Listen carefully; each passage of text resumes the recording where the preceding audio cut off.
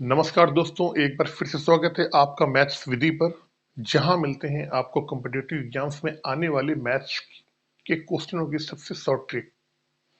आज R S Agarwal book का 10 B question number 1 से 20 तक मैंने आपको करवा दिए थे। आज चलते हैं क्वेश्चन नंबर 21 की तरफ। आपकी स्क्रीन पे आ रहा है। एक विद्यार्थी किसी परीक्षा में 30 अंक प्राप्त करता है तथा 27 अंकों से अनुत्तीर्ण हो जाता है। देखिए क्वेश्चन नंबर 21 कह रहे 30% इसने अंक प्राप्त किए और 27 क्या हो रहा है, 27 अंक से फेल हो गया, यानी कि उसके 27 अंक क्या आए होंगे, यहाँ पे कम आए होंगे। एक दूसरा विद्यार्थी इसी परीक्षा में 40% अंक प्राप्त करके उत्तीर्णकों से 27 अंक अधिक प्राप्त करता है। ये कह रहा है ये 40% अंक प्राप्त किए और क्या कर रहा है, जितने में पास होना चाहिए था उससे ये कितने नंबर अधिक ले आया है, ये ले आया 27 अंक अधिक ले आया है। जो पहला वाला विद्यार्थी है 30% पास करता है, 27 नंबर से फेल हो जाता है। दूसरा वाला 40% मार्क्स ला रहा है और जितने मिनिमम अंक चाहिए उसको पास होने के लिए, उससे 27 नंबर ज्यादा लेके आ रहा है। हमने क्या करा, हमने यहाँ से इन दोनों का डिफरेंस निकाला। आपने बोला 10%। समझना मेरी बात, 10%। इन दोनों का अगर डिफरेंस 10% आ रहा है तो इनके इनके अगर परसेंटेज में अगर 10% का अंतर आ रहा है तो आप इनके अंक में अगर हम इनका अंतर निकालेंगे तो कितना हो जाएगा, 54। कितना हो जाएगा, 54। भाई ये 27 से फेल हो रहा था, ये 27 ज्यादा लेके आ रहा था। कहने का मतलब अगर पास यहाँ पे है तो यहाँ पे पहला वाला अंक यहाँ पे आ रहा है, दूसरा वाला यहाँ पे आ रहा है, ये दोनों का डिफरेंस कितना है, ये 27 ज्यादा लेके आ रहा है, ये 27 कम लेके आ रहा है। तो यहाँ से लेके यहाँ तक कितना हो गया, 54। तो 10% की वैल्यू हमें मालूम पड़ गई। अगर उस क्वेश्चन का जो पूर्णांक है उसमें 10% की वैल्यू आ गई, कितने, 54 अंक। अब देखो, अब क्या कह रहा है क्वेश्चन में, इस परीक्षा के पूर्णांक तथा उत्तीर्णांक प्रतिशत ज्ञात करना है। हमें यह मालूम करना है कि कितने परसेंट लाने पे कोई विद्यार्थी पास हो जाता है और इसका पूर्णांक कितना है। देखो पहले 10% बराबर 54 के अगर हमको पूर्णांक निकालना है, पूर्णांक, तो आपको मालूम क्या होता है, 100% निकाला जाता है। 100% निकाल लो आप, क्या आ जाएगा, यहाँ पे से एक जीरो बढ़ गया, एक जीरो यहाँ बढ़ा दो, यानी कि 540 अंक। मैक्सिमम नंबर ऑफ पेपर कितने थे, 540 अंक का पूर्णांक था। अब ये कह रहा है हमको न्यूनतम प्रतिशत पास होने के लिए क्या करना है। तो आपने ये देखा कि ये 30% अंक लेके आ रहा था पहला वाला और 27 नंबर से फेल हो रहा था। तो हम ये अगर मालूम कर लें कि 27 नंबर पे कितने परसेंट, 27 नंबर बराबर कितने परसेंट की है, उतना हम इसमें परसेंटेज जोड़ देंगे तो वही हमारा वहां से निकल आएगा। कैसे, देखो हमने क्या करा कि 10% बराबर 27 अंक की, या हम कह दें कि 54 अंक जो है बराबर कितने के हैं, 10% के हैं, यहाँ से ऊपर वाले से। तो हमने कहा हमें 54 नहीं, हमें तो 27% का निकालना है। आप इसका यहाँ क्या करो, इसका कर दो आधा। क्या कर दो, इसका आधा, तो इसको भी क्या करना पड़ेगा, यहाँ से आधा करना पड़ेगा। तो 27 अंक बराबर कितना हो जाएगा भाई, जब 54 अंक बराबर 10% के हैं, 27 अंक बराबर कितने के हो जाएंगे, आप कहोगे जी 5% के हो जाएंगे। अब देखो 30% अंक ला रहा था, 27 नंबर से फेल हो रहा था, इसका मतलब कि 27 अंक और लेके आने पड़ेंगे, और 27 अंक की वैल्यू परसेंटेज में कितनी है, आपने कहा जी 5%। तो हम इस 30 में से क्या करेंगे, 30% प्लस 5%, यानी कितना हो गया, 35%। कोई भी विद्यार्थी होगा अगर वो 35% अंक ले आएगा तो क्या हो जाएगा, पास हो जाएगा। इस वाले में क्या करना पड़ेगा, इस वाले में 27 अंक ज्यादा ला रहा था, 27 अंक ज्यादा ला रहा था, 27 अंक की आपने मालूम कर ली, 27 अंक की वैल्यू कितनी है, 5%। तो इसमें क्या करना पड़ेगा, इस वाले में घटाना पड़ेगा। 40 में से अगर हम 5% घटा देंगे 35% आ जाएगा। यही आपका आंसर है। चलते क्वेश्चन नंबर 22 की तरफ जल्दी से। क्वेश्चन नंबर 22 आपकी स्क्रीन पे, किसी परीक्षा में उत्तीर्ण होने के लिए 40% अंक चाहिए।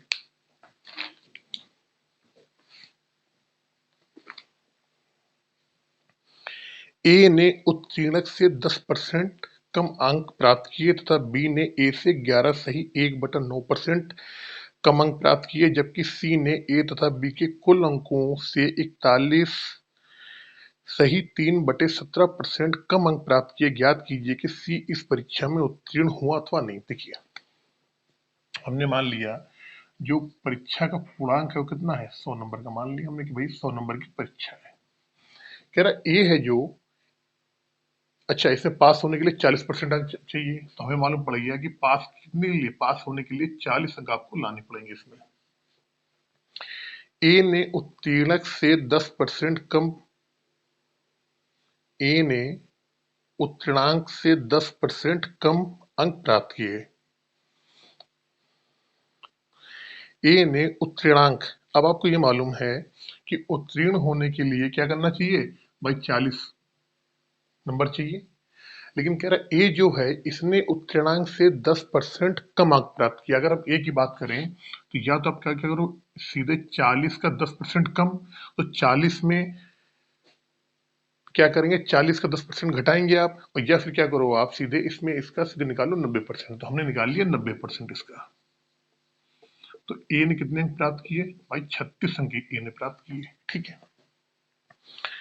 तथा बी ने ए से 11 सही 1/9% अंक प्राप्त किए। अब ये बताओ पहले, जो बी है कह रहा है 11 सही 1/9% की जो फ्रैक्शन वैल्यू होती है वो होती है 1/9। 9 में से एक अंक प्राप्त किए यानी कितना होगा, अपने आप में हो जाएगा 8/9 गुना हो जाएगा। कह रहा है जो बी है जितना उसने ए ने प्राप्त किया है उसका 8/9 गुना कितना किसने प्राप्त किया है, बी ने प्राप्त किया है। अगर ए ने प्राप्त किया 36 तो 36 का कर दो आप कितना, 8 सही 8/9 गुना, 9 चौको 36, 4 8 चौको 32, यानी कितना हो गया, बी ने कितने प्राप्त कर लिया, 32 प्राप्त कर लिया। जबकि सी ने ए तथा बी के कुल अंकों से 41 सही 3/17, देखो 41 सही 3/17 की जब हम परसेंटेज वैल्यू को हल करेंगे तो ये आएगा 7/17। ये कितना आएगा, 7/17। और कह रहा कम, क्या लिखा है, कम अंक प्राप्त किए, तो 17 में से 7 कम हो जाएगा, कितना आएगा 10/17। भाई 17 में से 7 कम कर दोगे कितना हो जाएगा, 10/17 गुना किसका, ए और बी का। ए और बी को जितने अंक मिल रहे हैं उन दोनों के अंकों को मिला के उसका 41 सही 3/17% कम अंक प्राप्त किए किसने, सी ने। तो हम जब सी का निकालेंगे यहाँ पे क्या करेंगे, इन दोनों को पहले जोड़ो, 36 + 32, इनका कितना करना है 10/17। इन दोनों को जोड़ेंगे 32 और 36, 32 कितना आएगा, 3 3 6 6 2 8, 3 3 6 2 8 68 आएगा, कितना आएगा इनका 68 आ जाएगा। 17 चौको 68, 10 चौको 40, यानी सी को कितने मिल गए 40। अब ये बताओ, ए को 36 मिला है, बी को मिला है 32, सी को मिला है 40। अब क्वेश्चन में ये पूछा गया है कि सी पास हुआ है या नहीं पास हुआ है, फेल क्या है, क्या कह रहा है, ज्ञात कीजिए सी इस परीक्षा में उत्तीर्ण हुआ अथवा नहीं। तो भैया हमने बताया था पास करने के लिए 40 अंक चाहिए और सी कितने लेके आया, 40 लिया है। इसका मतलब क्या हुआ, सी किसी तरीके से लड़ते गिड़ते पहुंच ही गया, 40 नंबर ले आया, यानी क्या हो गया, सी हो गया पास। सी पास हो गया, यही आपका क्या है आंसर। पूछा जाए कि कितने सी ने अंक प्राप्त किए हैं, तो सी ने कितने अंक प्राप्त किए हैं, 40% अंक प्राप्त किए हैं। कितने प्राप्त किए, क्योंकि पूरा कितना पूर्णांक था, 100 नंबर का था। सी ने कितने प्राप्त कर लिए, 40% अंक प्राप्त कर लिए, और 40 नंबर पे ही पास, पासिंग जो मार्क्स थे कितने थे, वो 40 नंबर थे या 40% थे। चलते हैं क्वेश्चन नंबर 22 की तरफ जल्दी से।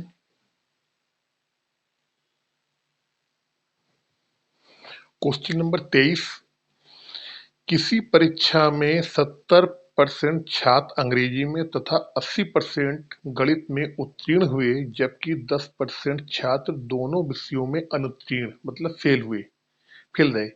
यदि 144 छात्र दोनों विषयों में उत्तीर्ण हुए हों तो कुल परीक्षार्थियों की संख्या ज्ञात करो। देखो देखो कह रहा भैया अंग्रेजी में पास, अंग्रेजी में कितने पास हुए हैं? तो आपने बोला कि 70% छात्र जो है वो अंग्रेजी में पास हुए हैं। 70%, 70% क्या 70 ही मान लो आप, 70% हमने मान लिया। पूरे छात्र कितने 100 थे, अंग्रेजी में पास 70 हो गए। तो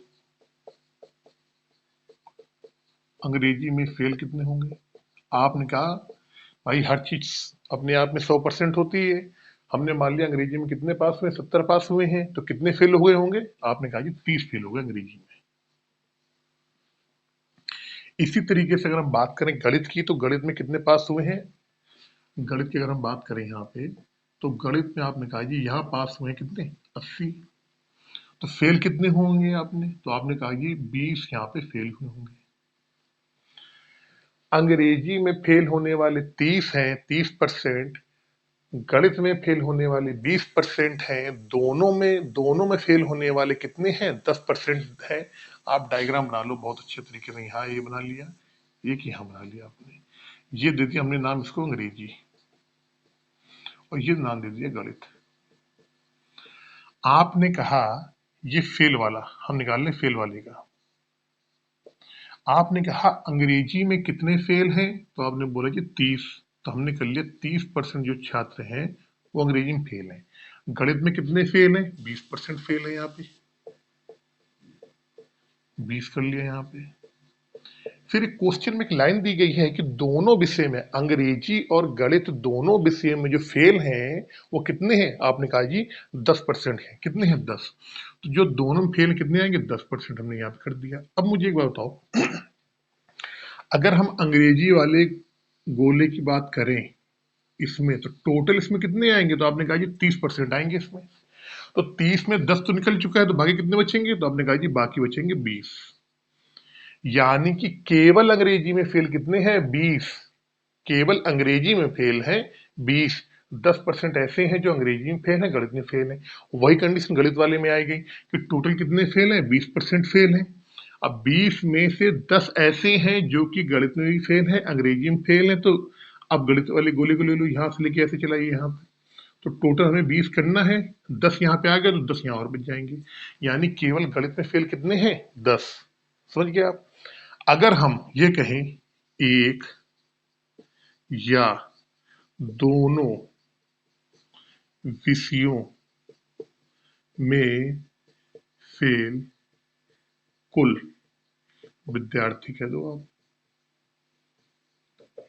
एक या दोनों में फेल कुल कितने? भाई फेल एक बताओ मुझे आप। देखिए बाद में से दे रहा है यदि 144 छात्र दोनों विषय में उत्तीर्ण हो तो पास वही माना जाता है जो कि दोनों विषयों में पास होगा, उसी को ही पास माना जाता है। अगर एक आदमी एक विषय में फेल हो गया और दूसरे वाले विषय में पास हो गया तो उसको फेल ही माना जाएगा। ये आप सबको बहुत अच्छे तरीके से पता है।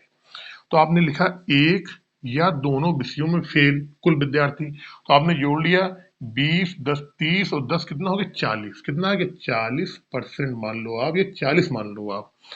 अब हमें मालूम पड़ गया कि टोटल फेल वाले कितने आ गए? 40%। हर चीज अपने आप में कितनी होती है? 100% होती है, होती नहीं होती है? तो हमें मालूम पड़ गया तो दोनों में पास बराबर कितने होंगे? 40 निकले कितना है? 60%। इसी 60% की जो वैल्यू है ना क्वेश्चन में दे रखी है 144। तो हमने कहा जी 60% की वैल्यू जो क्वेश्चन कितने दी गई है? 144 दे रखी है। क्वेश्चन में क्या पूछा गया है?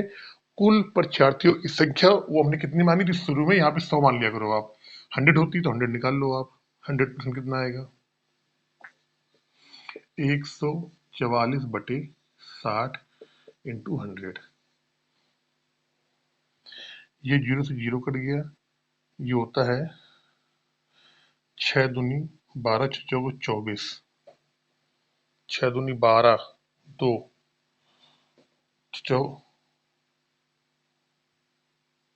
24। यानी कि कुल विद्यार्थी कितने थे? 240 कुल विद्यार्थी थे। यही आपका आंसर हो जाएगा यहाँ से। ऐसे क्वेश्चनों की एक बहुत अच्छी ट्रिक होती है अगर मैं आपको ट्रिक थोड़ा सा बताना चाहूँ तो ट्रिक ये होती है,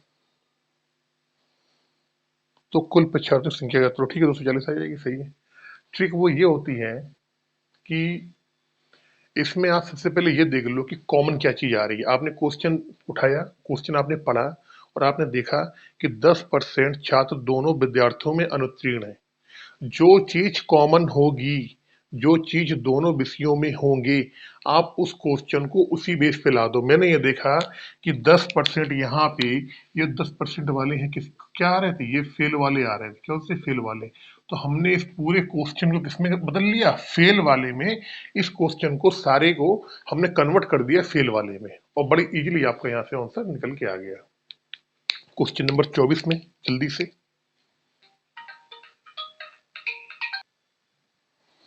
क्वेश्चन नंबर 24। देखिए इस क्वेश्चन को मैं आपको ना मैं कह सकता हूँ ये सीरियल के लिए आपकी इंपॉर्टेंट क्वेश्चन है। एसएससी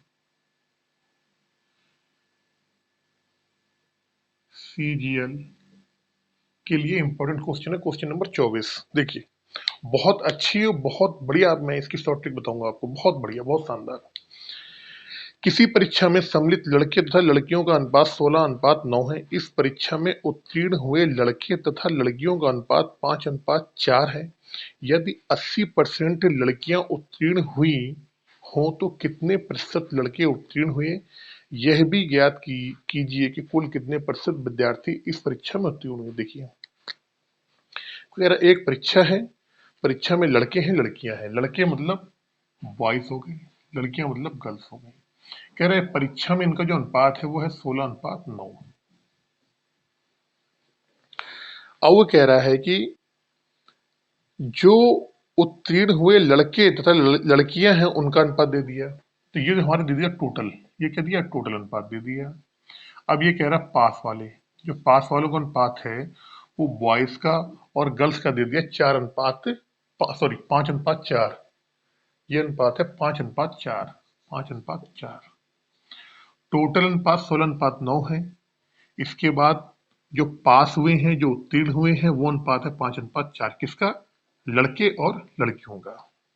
फिर कह रहा है यदि 80% लड़कियां उत्तीर्ण हुई हैं। अच्छा एक बात बताओ मुझे पहले, टोटल कितने हैं? 16:9 है। अब हम अगर बात करें तो लड़कियां कितनी है? 9 है। लड़कियां कितनी है? 9 है। इस 9 में से क्या है कि 80%, 9 में से 80% लड़कियां पास हुई हैं। फिर हमें पास वाले का यहाँ अनुपात भी दिया गया है, इसका लड़के और लड़कियां का। तो हमने कहा कि भाई 9 का हम 80% निकालेंगे तो किस में आएगा? पॉइंट में आएगा। तो एक काम करते हैं, हमने कहा ऐसा करो, इन दोनों में यहाँ पे एक एक जीरो लगा लो। आप यहाँ भी एक जीरो बढ़ा लो, यहाँ भी एक जीरो बढ़ा लो। अब मैं अगर आपसे बोलूं कि लड़कियां कितनी हैं, तो आपने कहा लड़कियां 90 हो गई, लड़के हो गए 160। पास लड़कियां कितनी हैं? कुल लड़कियों का 80%। तो हमने लिखा यहाँ पे पास लड़कियां, लड़कियां। तो आपने बोला सर कुल लड़कियां कितनी हैं? 90 हैं, इनका निकाल दो आप 80%। निकाल लिया 80%। आपने कहा जी 72। कुल लड़कियां अगर 90 हैं तो उसमें से 72 लड़कियां पास हुई हैं। अब आपको मालूम है कि पास होने वाले में लड़के और लड़कियों का अनुपात कितना है? 5:4।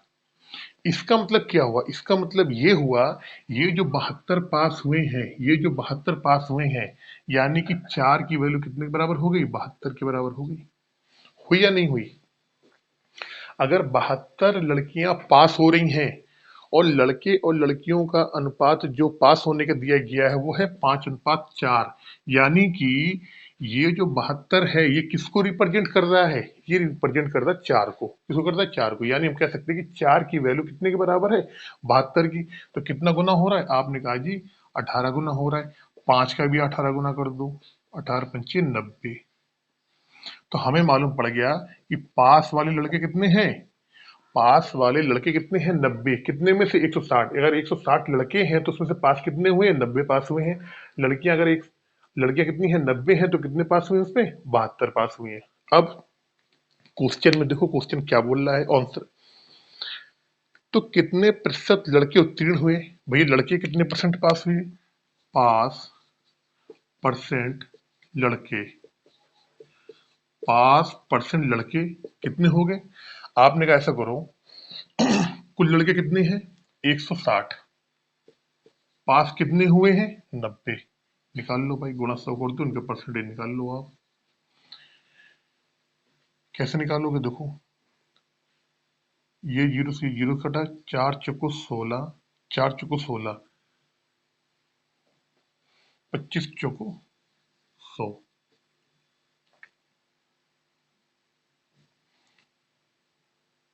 4 दूनी 8, 1, 25 कैसे निकल लो आप?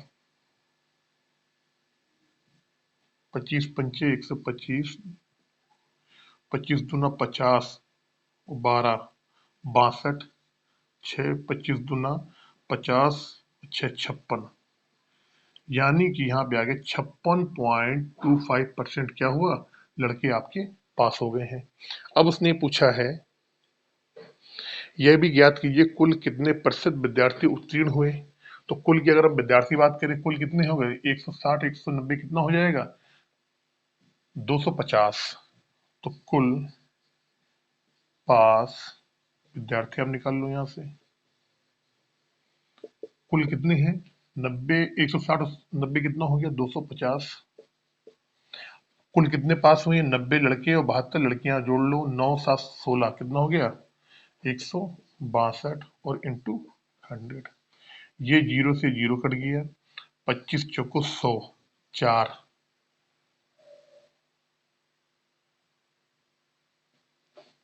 एक सुन लो, 16 चौको 64, 4 दूनी 8, 64.8%, 64.8%। यही आपका आंसर होगा। पहला आंसर तो ये हो गया आपका कि पास लड़के कितने हैं, वो इतने आ गए। कुल कितने पास हुए? 64.8%। चलते हैं क्वेश्चन नंबर 25 की तरफ जल्दी से।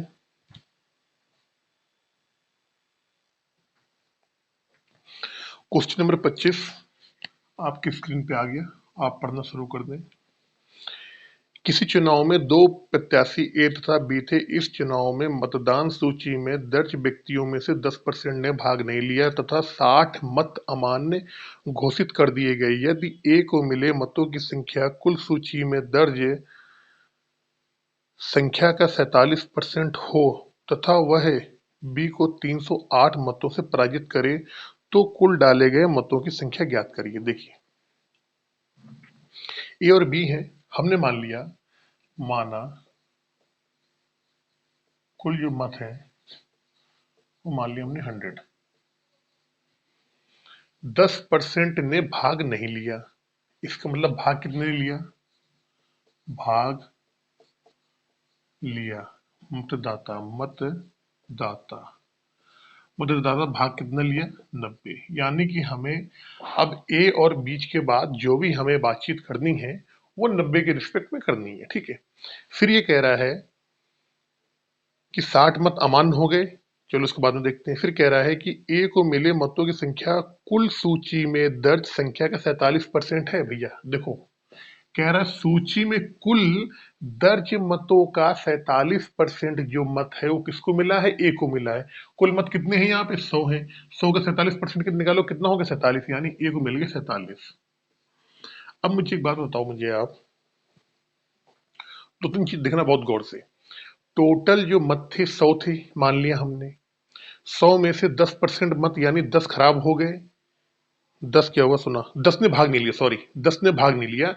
10 आदमी आए ही नहीं वोट डालने। वोट टोटल कितने पड़े? 90 पड़े। ए को कितने मिले हैं? ए को कुल मतों की संख्या का, कुल मत कितने? 100 थे, उनका 47%, 47 मिल गया। अब ये कह रहा है, एक बात बताओ मुझे आप, कि 60 मत जो हैं वो अमान्य घोषित हो गए। 1 मिनट के लिए लाइन भूल जाओ आप। अब मुझे ये बताओ, अगर ए को 47 मिले होंगे, पड़े कितने हैं? 90। वोट कितने पड़े हैं? 90 पड़े हैं, 10 तो पड़े ही नहीं है। 90 में से ए को अगर 47 मिल गया तो आप बोलोगे बी को कितना मिलेगा? 90 में से 47 घटा दो तो आपने कहा सर इसको तो 43 मिला होगा। कितना मिला होगा? 43 मिला होगा। इसको 43% मिला होगा। अब ये बताओ, अगर ए को 47 मिल रहा है, बी को 43 मिल रहा है, तो इन दोनों का अंतर कितना हो गया? आपने कहा ये इनका अंतर है 4। कितना आया? 4% का मान लो आप, इसको परसेंट लगा लो आप, तो और आप अच्छा समझ में आपको आएगा। पूरा मान लो 100 मान लो, अच्छा चलो। तो 4% ये जो अंतर है, ए को और बी को जो मत मिला है, उनके मतों का जो अंतर है 4%, ये बराबर होना चाहिए कितने के? आपने कहा सर इसमें तो कितने से जीत रहा है वो जीत रहा है 308 मतों से, तो 308 के बराबर होना चाहिए। आप ऐसा करके आ जाओगे, लेकिन मैंने आपको क्वेश्चन को पढ़ने से पहले कुछ कहा था, इसको अभी आप स्टॉप कर दो। क्या स्टॉप करने के लिए बोला था? कि 60 मत जो है वो कहाँ एडजस्ट करोगे, जो अमान्य घोषित हो गए हैं। तो मैंने कहा एक काम करते हैं, ये तो वैसे भी जीत रहा है, और क्वेश्चन में हमसे पूछा गया है कि टोटल मत कितने थे, ये पूछा गया कि टोटल मत कितने थे। तो हमने क्या करा कि जो ए 308 मतों से जीत रहा था और जो 60 मत अमान्य घोषित हो गए हैं, हम ये मान लेंगे मान लेंगे कि अमान्य वोट बी को मिले होंगे। हम ये मान लेंगे कि जो 60 वोट अमान हो गए हैं वो किसको मिले होंगे? बी को मिले होंगे। जब बी को मिले होंगे तो ये जो अंतर 308 का आ रहा है, ये अंतर क्या हो जाएगा? ये कम हो जाएगा। कितना कम हो जाएगा? 308 में क्या करेंगे? 60 यहाँ से हम घटा देंगे, यानी कि इस 4% की जो वैल्यू आएगी कितने के बराबर आएगी? ये आ जाएगी 8, 4, 2। कितने की? 248 के बराबर। 4% की वैल्यू कितने के बराबर आ गई? 248 मत की। अब क्वेश्चन में पूछा गया है टोटल पूर्णांक, तो टोटल कितना बोला था? टोटल वोट 100% निकाल लो आप। तो कितना हो रहा है? 25 गुना हो रहा है। कितना हो रहा है? 25 गुना हो रहा है। 25 कैसे होगी? आप गुणा कर दो, यहाँ से 25 गुणा कर दो। 25 अट्ठे 200, 0 25 चुको 100 और 20, 120। 120 में 2 12 आ गया, 25 दूना 50, जोड़ दो 5 1 6 और 2, यानी कि जो कुल वोट होंगे वो कितने होंगे? 6200 रुपये, 6200 वोट होंगे। यही 6200 क्या होगा? आपका आंसर होगा।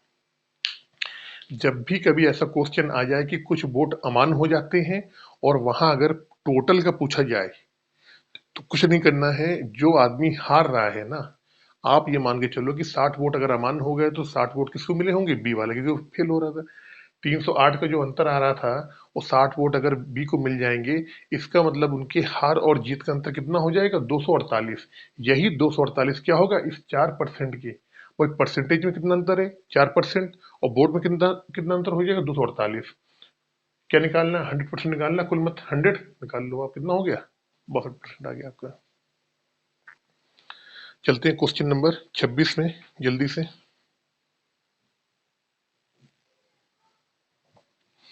क्वेश्चन नंबर 26, एक चुनाव में 2 उम्मीदवार थे। इनमें से 75% मतदाताओं ने अपने मताधिकार का प्रयोग किया तथा इनमें से 2% मतों को अवैध घोषित कर दिया गया। एक उम्मीदवार ने 9,261 मत प्राप्त किए जो कि वैध मतों के 75% थे। मतदाता सूची में कुल कितने मतदाता थे? हमने मान लिया मतदाता सूची में कुल कितने थे? 100 मतदाता थे। अब वो कह रहा है अपनी एक इस 2 उम्मीदवार थे, इनमें से 75% मतदाताओं ने अपने मताधिकार का प्रयोग किया। ठीक है, तो 100 में से क्या हो गया? 75%। 75% यानी 75/100, या हम कह सकते हैं 3/4 भी। 75% की वैल्यू कितनी हो रही? 3/4, लेकिन यहाँ 75% कह रहा है, हमने कर दिया 75%। इतने लोगों ने 100 का 75% निकालेंगे, इतने लोगों ने वहां पे वोट डाले हैं। फिर कह रहा है इनमें से 2% मतों को अवैध घोषित कर दिया गया। 2% मतों को अवैध। फिर कह रहा है कि एक उम्मीदवार ने 9,261 मत प्राप्त किए जो कि वैध मतों के 75% के बराबर थे। तो जब 2% मत जो अवैध है, तो वैध कितने होंगे? तो आपने कहा 2% अवैध है, तो वैध कितने हो जाएंगे, यानी कि इसका 98% निकालेंगे, कितना हो जाएगा, ये हमारे वैध हो गए। ये कितने हो गए, ये हो गए हमारे वैध, ये वैध हो गए हमारे वैध मतों का। फिर ये कह रहा है कि इनका 75%, अब कह रहा है वैध मतों का जो 75% है उसकी वैल्यू कितनी है, 9261 है, यानी कि इसका अब हम 75% करेंगे। पहले क्या, सबसे पहले देखो पहली लाइन में क्या आया आपका, कि सबसे पहले कह रहा है 75% लोगों ने वोट डाला, हमने फर्स्ट स्टेप यहाँ कर दिया। दूसरा स्टेप ये है कि इतना डालने के बाद क्या हुआ कि 2% क्या थे, 2% उसमें अवैध थे, तो हमने वैध निकाल लिया कि 75% के डालने के बाद इसका 98% कर देंगे, तो ये क्या होगा, दूसरा स्टेप हो गया हमारा। इतने हमारे कितने हो गए, वैध हो गए। फिर कह रहा है वैध वोटों का जो 75% है, एक उम्मीदवार ने वैध वोटों का 75% हासिल किया परसेंटेज में, और वोट कितने मिले उसे, 9261, तो हमने क्या करा, इसका कर दिया यहाँ पे 75%। 75%, तो ये हो गया आपका, यहां से लेके यहां तक ये हो गया तीसरा स्टेप आपका, कि हमने वैध वालों का 75% निकाल लिया। और इन सब को हल करने के बाद इसकी जो वैल्यू है वो कितने की दे रखी है, वो दे रखी है 9261 के बराबर। तो पहले इसको सॉल्व कर लेंगे। इसकी जो वैल्यू जो है हमें वो दे रखी है 9261 के बराबर। आप इसे सॉल्व करेंगे, सॉल्व कर लो, आप कैसे करोगे, ये से ये कट गया, 25 तिहाई 75, 25 चौको 100, 25 तिहाई 75, 25 चौको 100।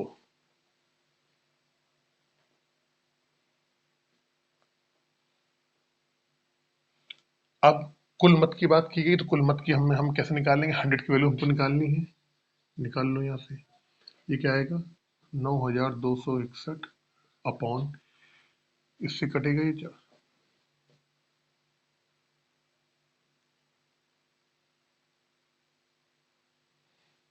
2 दूनी 4, 49, ठीक है। ये गुणा में चला जाएगा, 8 ऊपर, 4 दूनी 8, 3 का 9, 49, 9 और 49 और इंटू 100। सॉल्व कर लो, क्योंकि 100 की वैल्यू निकालनी है हमको, 100 यहाँ गुणा हो जाएगा। अब इसको करेंगे, 9 एकम 9, 9 एकम 9, 9 दूनी 18,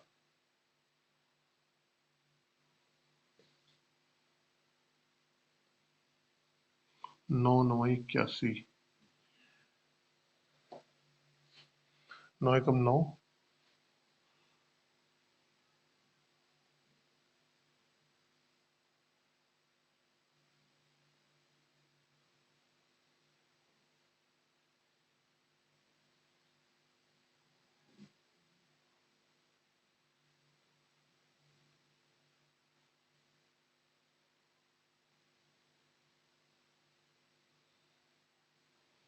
इसको 9 को भाग देंगे, इसमें देखो 9 का 9 2 6 1, 9 एकम 9, 2 आया, 0 पड़ा है, 26 17, 9 दूनी 18, 8, 9 9 81, 9, 10 29, ठीक है। 49 का भाग दे लेंगे, कट जाएगा पूरा पूरा, वैसे 49 भी, 49 में 4 दुनिया 4 3 3, 3 9 क्या 27, 7,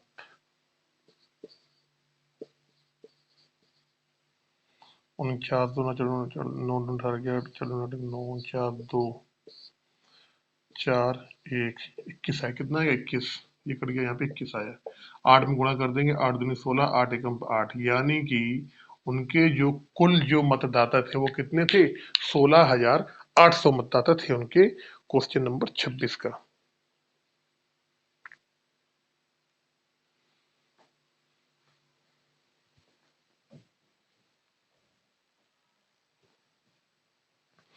क्वेश्चन नंबर 27 जल्दी से, इंपॉर्टेंट क्वेश्चन है क्वेश्चन नंबर 27, जल्दी से कर देता हूँ।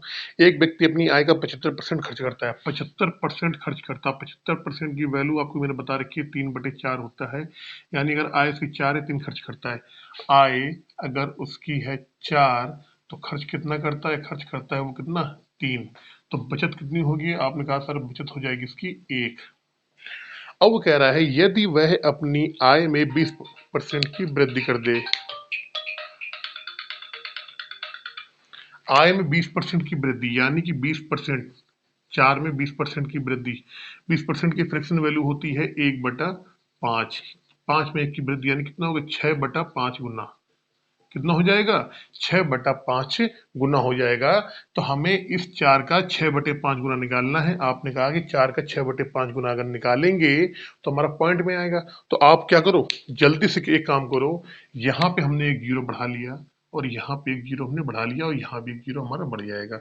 हमने मान ली कि उसकी आय कितनी थी 40 थी, उसका खर्च 30 था, बचत कितनी थी उसकी 10 थी। अब 40 में 20% की अगर हम बढ़ोतरी करेंगे तो कितना 6/5 गुना कर दो, 5 अट्ठे 40, 8 48, कितना हो जाएगा 48 हो गई। खर्च में कितना उसने क्या करा है, खर्च में किया है उसने 10% की वृद्धि। 10% जो होता है वो होता है 1/10 यानी कि 10 में 1 की वृद्धि, कितना हो जाएगा 11/10 गुना, कितना हो गया 11/10 गुना। तो 10 तिहाई 30, 33, 33 हो गई। अब उसकी आय 48 हो गया, उसका खर्च कितना है 33 है, तो बचत कितनी होगी 48 में से 33 को आप क्या करोगे घटा दोगे। तो आपने बोला जी सर कितना आ गया 15 आ गया, कितना होगी 15। अब क्वेश्चन में क्या कह रहा है, पहले वाली कंडीशन में 40 आय थी, 30 खर्च था, 10 बचत थी। दूसरी वाली कंडीशन में जब इसकी आय बढ़ गई उसका खर्च भी बढ़ा कुछ ना कुछ, तो कितना हो गया 48 उसकी आय हो गई, 33 खर्च होगी, तो बचत कितनी होगी उसकी, बचत हो गई उसकी 15। अब क्वेश्चन में कह रहा है उसकी बचत में कितने प्रतिशत वृद्धि होगी। देखो दो चीजें हैं इस क्वेश्चन में, दो चीजें हैं, बचत में कितने परसेंट की वृद्धि होगी। क्वेश्चन में सोच रहा हूं बचत में कितनी, पहले बचत कितनी थी 10 थी, अब कितनी आ रही है 15 आ रही है। तो आपने कहा कितने की वृद्धि होगी, या तो दो चीजें हैं, या तो आप यहाँ एक जीरो बढ़ा लो, एक जीरो यहाँ बढ़ा लो, तो सीधे मालूम पड़ गया कि 10 से 15 हो रही है तो कितने परसेंट हो गई 50% की वृद्धि, कितनी होगी 50% की वृद्धि। अगर ऐसे डायरेक्ट नहीं कर पा रहे हो आप, तो आपने देखा पहले कितनी थी 10 थी, बाद में कितनी हो गई 15 हो गई, यानी कितने की होगी 5 की क्या होगी वृद्धि हो गई। किस पे 10 पे, और इंटू 100 कर दो आप, तब भी कितना है 50% की वृद्धि। किसमें, बचत में कितने परसेंट की वृद्धि हुई है, तो 50% की। अगर क्वेश्चन में पूछा जाएगा अब बचत उसके कितने प्रतिशत है, अगर पूछा जाएगा अब उसकी बचत कितने प्रतिशत है, तो अब वाले में क्या करोगे आप, देखो अब बचत कितनी हो रही है 15 हो रही है, किस पे होती है आय वाले पर, क्या करेंगे 15/48 इंटू 100, काट लो इसको, 12 चौको 48, 25 चौको 100, 12 चौको 48, 25 चौको 100, 4 तिहाई 12, 5 तिहाई 15, 4 तिहाई 12, 4 तिहाई 12, 5 तिहाई 15। इसको सॉल्व कर लो आप,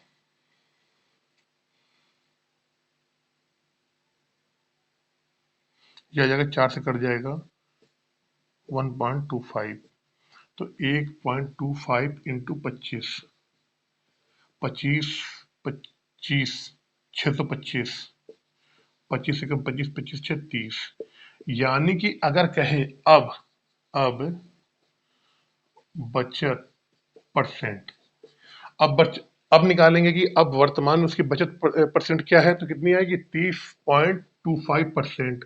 और ये अगर कहेगा क्वेश्चन में कि बचत में कितने परसेंट की वृद्धि हुई है, तो कितने परसेंट की वृद्धि हुई है 50% की। क्वेश्चन में जो है आपके वो पूछा गया है उसकी बचत में कितने परसेंट वृद्धि हुई, तो आंसर कितना आना चाहिए 50% आना चाहिए आपका। लेकिन इस वाले में आपका जहां तक मेरे हिसाब से क्वेश्चन नंबर 27 में कुछ थोड़ा बहुत गलत दिया गया हुआ है। 25 से कम 25, 25 और 6 31 होता है, सॉरी।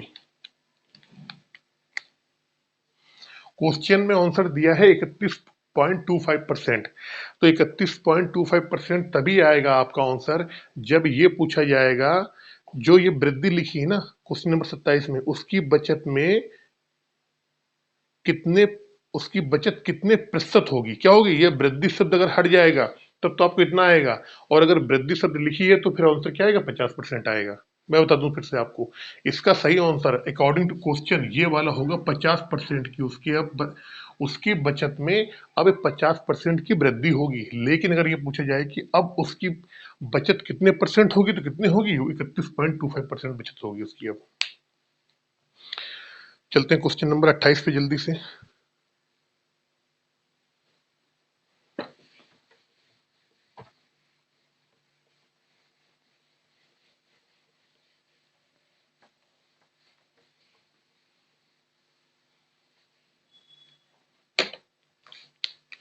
क्वेश्चन नंबर 28,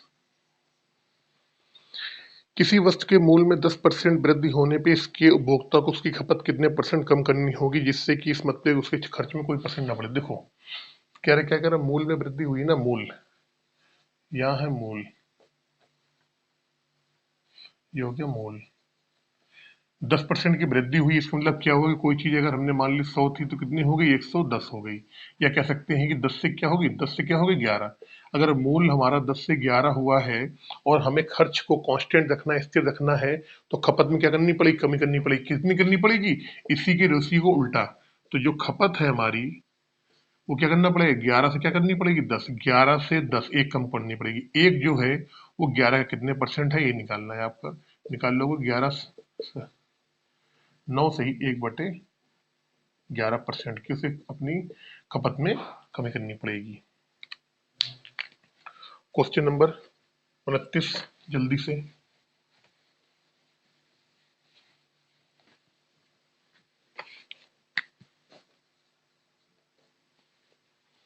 किसी वस्तु पर कर में 10% की कमी करने पर उसकी खपत में 10% की वृद्धि हो जाती है। देखो भैया, कर कर और खपत दो की बात कर रहा है। पहले कह रहे कर में है क्या, 10% की कमी करने पे। 10% की कमी का मतलब क्या होता है कि अगर 100 रुपए की थी अब कितने की होगी, 90 की होगी। समझना मेरी बात।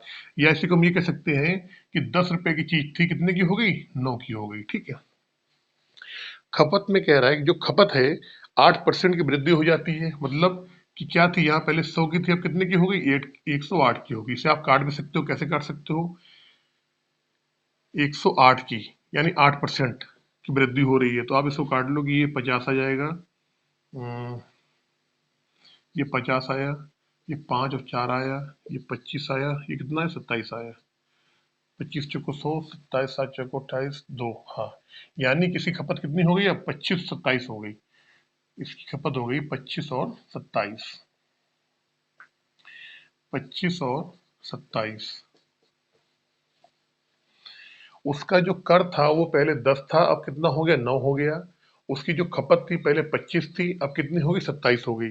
तो हमसे ये पूछा गया है कि जो राजस्व है, इस चीज से जो हमको राजस्व है उसमें कितना यहाँ पे फर्क पड़ेगा। तो हमने क्या करा, यहाँ गुणा कर लेंगे, कितना आएगा, 250। यहाँ कितना है, राजस्व के लिए क्या कर लेंगे, गुणा। 9 सत्ते 63, 3 6, 9 दूनी 18 और 6 24, 243। तो आपने ये देखा यहाँ से कि इसके वाले में क्या हो रही, कमी हो रही। कितनी कमी हो रही, 7 की। कितनी की कमी हो रही है, 7 की। इसके राजस्व में कमी हो रही। पहले अगर 250 रुपया राजस्व आता था, अब आ रहा है 243 रुपया, यानी 7 रुपए की कमी हो रही है। और परसेंटेज में निकालना है तो कितने पे, कितने में कमी हो रही है, 250 में। 207 जो है 250 का कितना, कितना गुना कितना परसेंटेज है। काट लो, 25 चौको 100, 25 चौको 100, ये जीरो है, पॉइंट वहां लग जाएगा, 7 चौको 28, यानी कि 2.8% की क्या हो रही है, यहाँ पे कमी हो रही है, क्या, उसके राजस्व में। चलते हैं क्वेश्चन नंबर 3 जल्दी से।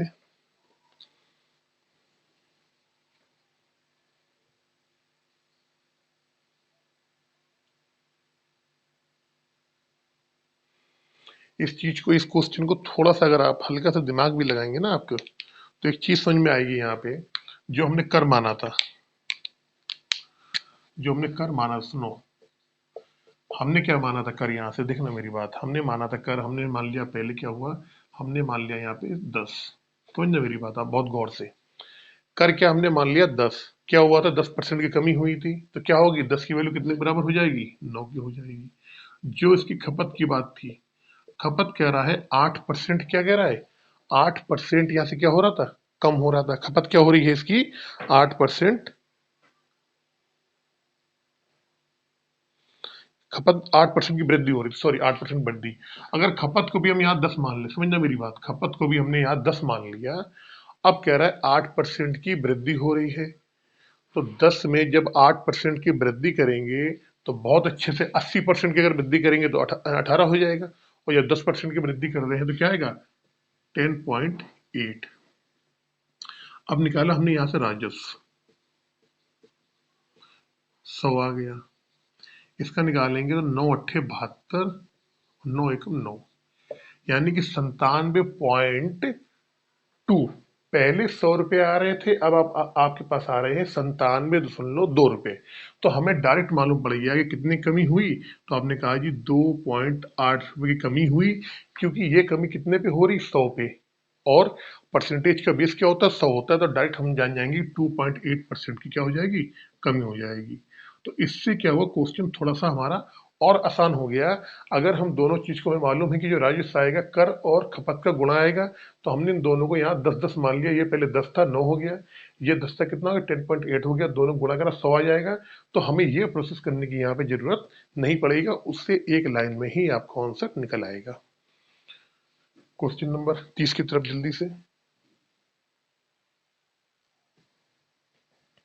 क्वेश्चन नंबर 30, दालों के मूल्य में 30% वृद्धि होने पर एक गृहिणी को उसकी खपत कितने % कम करनी होगी, जिससे इस मद में खर्च केवल 10% ही बढ़े। देखो बड़ा अच्छा क्वेश्चन है, बहुत इंपॉर्टेंट क्वेश्चन है, very important question, very important. देखो क्वेश्चन, देखो बड़े गौर से देखो, बहुत बढ़िया क्वेश्चन है, बहुत ही शानदार क्वेश्चन है, और बहुत ही अच्छी ट्रिक से बताऊंगा मैं आपको।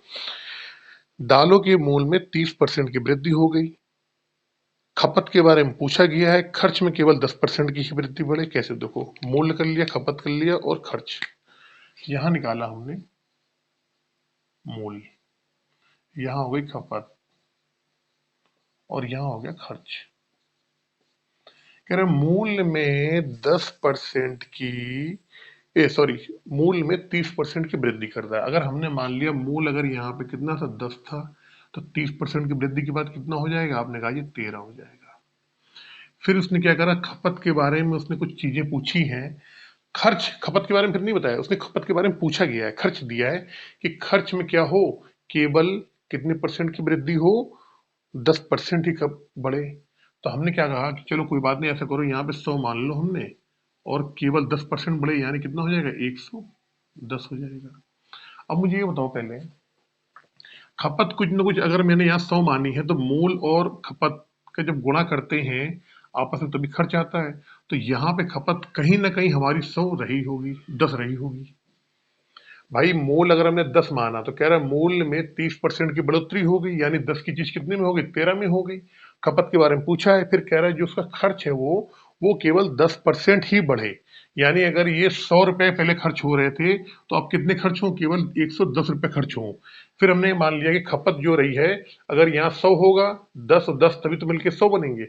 तो हमने यहाँ से निकाल लिया कि जो खपत है, जो खर्च आता है, वो मूल और खपत का गुणा आता है हमेशा। तो यहाँ पे हमारा क्या रहा होगा, तो आपने थोड़ा सा दिमाग लगाया कि सर यहाँ पे क्या, अगर 110 नीचे आ रहा है, यहाँ पे किसका गुणा करें 13 में 110 आ जाए। तो आपने बोला सर 110 बटे अगर हम 13 का गुणा इस 13 में करेंगे, तो 110 हमारा नीचे आ जाएगा, आ जाएगा। तो अब आपको यहां से खपत का रेशियो मिल गया। आपने बोला कि सर अगर खपत 10 रही हो गई, अगर खपत 10 रही होगी, तो खपत कितनी हो गई, 110 बटे 13। समझना मेरी बात बहुत गौर से, खपत 10 से 110 बटे 13 हो गई, ये रेशियो में है।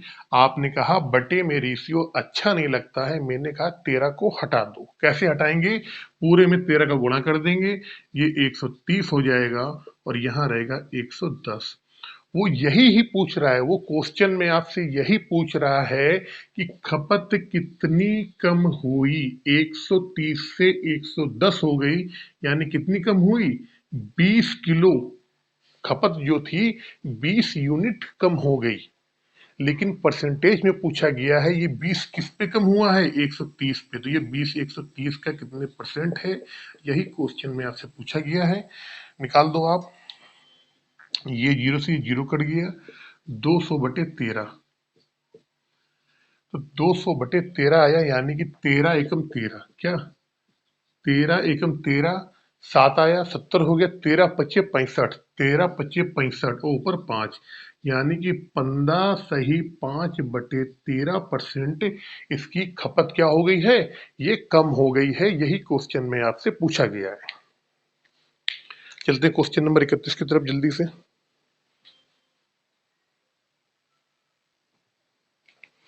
क्वेश्चन नंबर 31,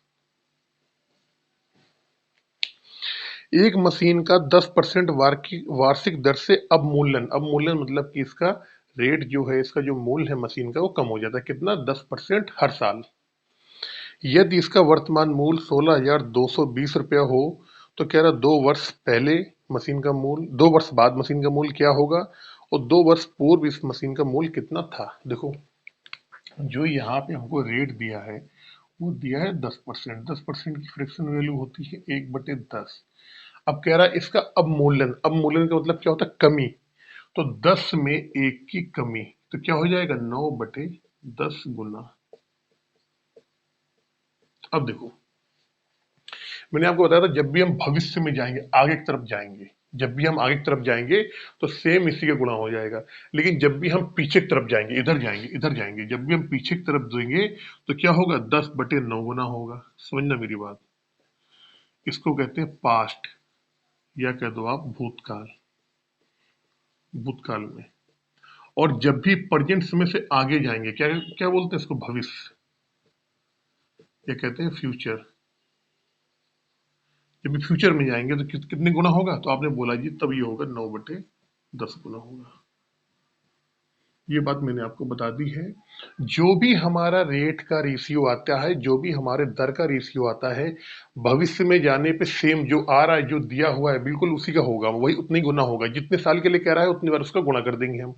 लेकिन जब भी पहले की बात करता है, जब भी हम रिवर्स जाएंगे, जब भी हम वापस जाएंगे, तो ये रेशियो क्या हो जाता है, ये होता है, पलट जाता है। तो पहले उसने बोला है 2 वर्ष बाद, 2 वर्ष बाद, यानी कि 2 वर्ष बाद की बात कर रहा है, तो हम भविष्य में जा रहे हैं। यानी क्या करेंगे, इसका प्रेजेंट टाइम मूल्य क्या है इस मशीन का, ये है 16,200।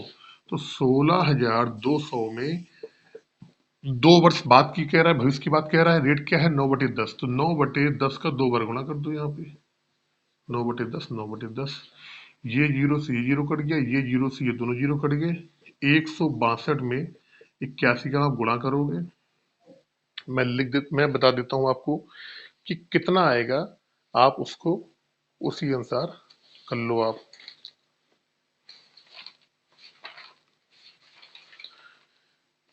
तो इसमें जब आप गुणा करोगे 2 वर्ष बाद वाले में, तो आपका आ जाएगा ये 13,122, 13,122। अब अगर आपसे पूछा जाए 2 वर्ष पहले, 2 वर्ष पहले कितना, प्रेजेंट टाइम कितना है, 16,200 है। अब मैंने बताया पहले पूछ रहा है, पहले जा रहे हो आप, 2 वर्ष पहले, यानी भूतकाल में जा रहे हो, पास्ट में जा रहे हो, तो जो रेशियो है उसको पलट के कर दो, 10/9 इंटू 10/9। 9 से काटोगे कट जाएगा, वैसे 9 एकम 9, 7, 9 एकम 9, 7×9 = 72, और 9 दूनी 18, 2, यानी कितना आ गया, 2 और 4 जीरो।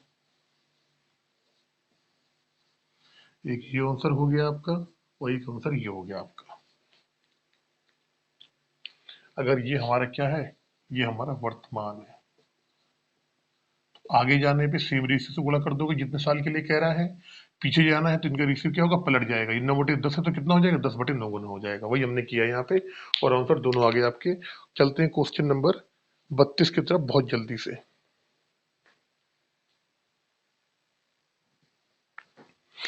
क्वेश्चन नंबर 32, क्या संतरों के मूल्य में 20% की कमी होने पे एक व्यक्ति 25 रुपए में 5 संतरे अधिक खरीद सकता है। संतरों का वर्तमान मूल्य तथा प्रारंभिक मूल्य ज्ञात करना है। मैंने आपको एक क्वेश्चन 3 तरीके से बताया है, लेकिन प्रेजेंट टाइम अभी मैं इसको बताऊंगा शॉर्ट तरीके से कैसे करना है। देखो, आपने कहा जी 20% की कमी हो रही है, 5 संतरे अधिक खरीदा है, तो हमने मान लिया कि 20% की वजह से ही ये क्या कर रहा है, 5 संतरे अधिक ला रहा है। 5 संतरे 20% मूल में 20% की कमी है, तभी ये 5 संतरे अधिक खरीद पा रहा है। हम ये जान लेते हैं, अगर हम 100% निकालेंगे यहाँ पे, तो हमें ये मालूम पड़ जाएगा कि अब वो कितने संतरे लेके आ रहा है। तो आपने करा 20-2500 कितना हुआ, यहाँ पे 5 गुना हो गया, तो यहाँ भी कर दो उसका 5 गुना, यानी कि अब वो 25 संतरे ला रहा है। कितना ला रहा है, अब वो 25 संतरे ला रहा है, कितने रुपए में, 25 रुपए में। कितने रुपए में लेके आ रहा है वो संतरे, 25 रुपए में संतरे ला रहा है। अब संतरे का मूल, अब संतरे का मूल क्या हुआ, तो आपने कहा 25 संतरे आ रहे हैं, कितने रुपए में आ रहे हैं, 25 रुपए में आ रहे हैं। तो यानी कि 25 संतरे में 25 रुपए का भाग दे दो, या 25, तो कितना आ गया, 1 रुपए संतरा। संतरे का रेट क्या आ गया, 1 रुपया प्रति संतरा, यानी कि एक संतरा अब आ रहा है 1 रुपए में। ये आपका रेट हो गया। अगर पहले वाले रेट की बात करेंगे, पहले का रेट, पहले का मूल, तो आपको मालूम है कि अब जो एक संतरा है 1 रुपए का मिल रहा है, और रेट में कमी कितनी हुई है, तो आपने बोली 20% की कमी है। यानी क्या हुआ कि 80%, समझना मेरी बात, 80% की जो वैल्यू कितने की है, 1 रुपए के बराबर है। समझना मेरी बात आप, क्योंकि 20% क्या हुआ है, रेट कम हो गया है। 20% जब रेट कम होगा तो कितना होगा, 80% होगा। 80% बराबर 1 रुपए की, तो 100% निकाल लो आप यहाँ से कि पहले इसका मूल कितना रहा होगा। तो आपने कहा 1/80 इंटू 100, जीरो से जीरो कट गया, काट लो, 2 चौको 8, 4 दूनी 8, 4 दूनी 8, 5 दूनी 10, 5/4, यानी कि 1.25 रुपए। यानी कि पहले जो संतरा का मूल था वो कितना था, एक संतरे का मूल 1 रुपया 25 पैसे था। तो ये पहले वाला मूल आ गया, और ये वर्तमान वाला मूल आ गया। क्वेश्चन नंबर 33 की तरफ जल्दी से।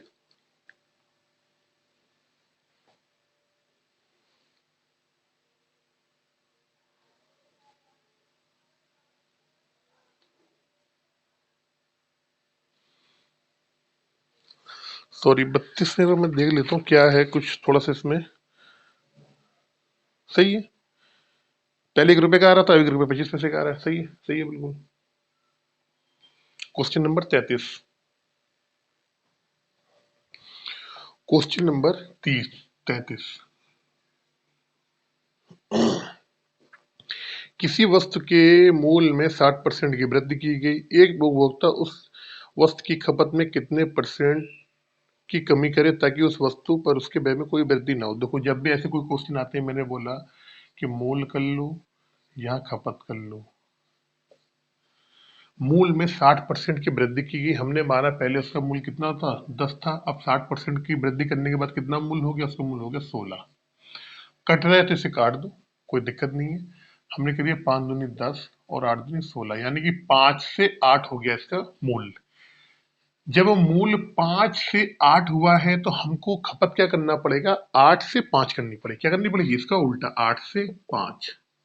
यही पूछा गया कि 8 से 5 जो हमने किया है, 3 आया। ये 3% पूछा है, खपत में कितनी परसेंटेज होगी। तो 8 से 5 किया है, 3 का अंतर आया है, किस पे आया, 8 पे आया है। इंटू 100 कर दो आप, कर लो। 2 चौको 8, 25 चौको 100, काटेंगे कितना आएगा, 15 आ जाएगा। 25 में इंटू 1.5 पे गुणा करो, 75, 5 37, यानी कि उसकी खपत में अब है 37.5% की क्या होगी, कमी हो जाएगी। यही 37.5% क्या है आपका आंसर।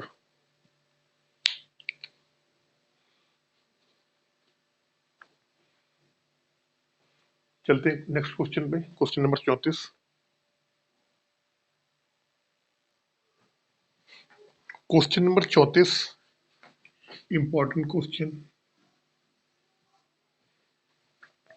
नमक और पानी के एक घोल में 15% नमक है। देखो, 15% नमक, 15% होता है 15/100, 3 × 5 = 15, 3/20।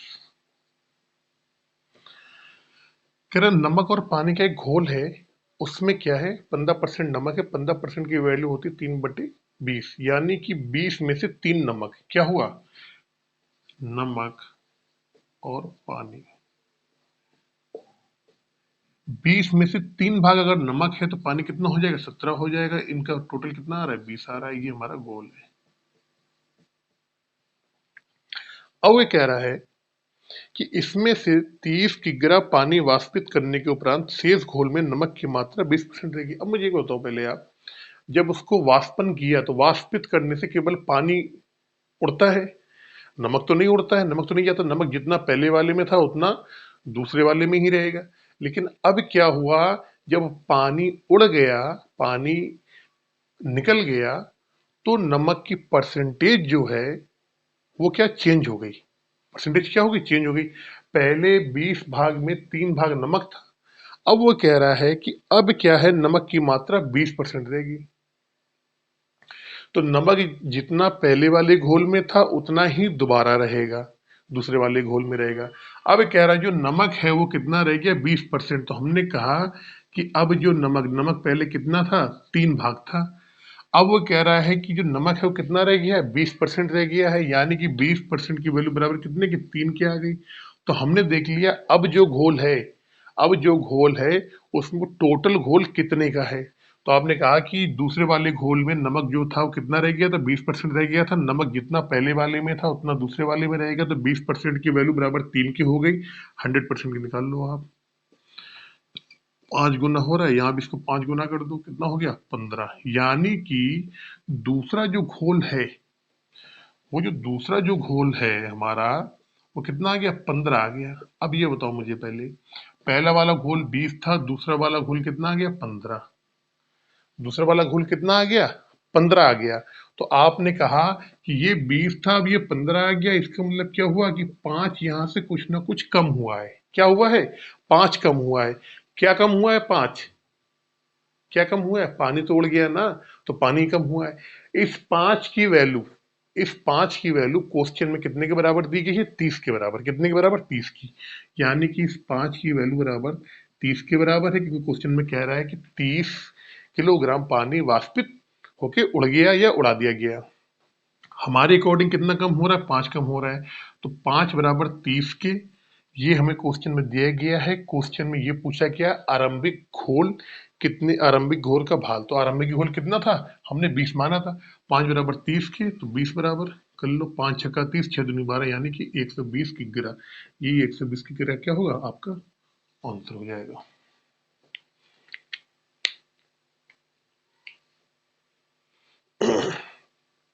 अगर किसी कोई चीज समझ में नहीं आ रही है तो एक चीज मैं और बता दूं, देखो मेरे पास भाई यहाँ से कह रहा है 20% नमक रह गया। समझना मेरी बात बहुत अच्छे तरीके से। 20% की फ्रैक्शन वैल्यू क्या होती है? 1/5 होती है।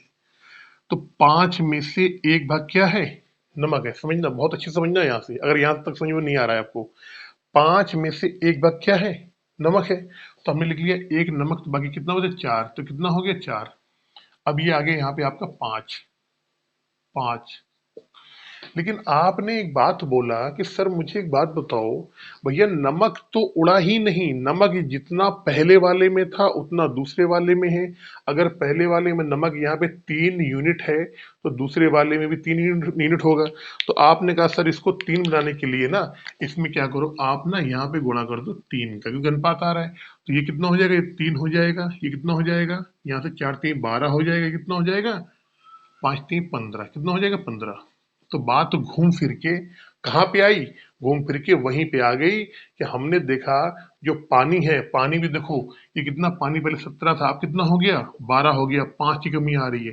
टोटल घोल की अगर हम बात करें, ये पहले 20 आ रहा था, अब कितना हो गया? 15 हो गया। 5।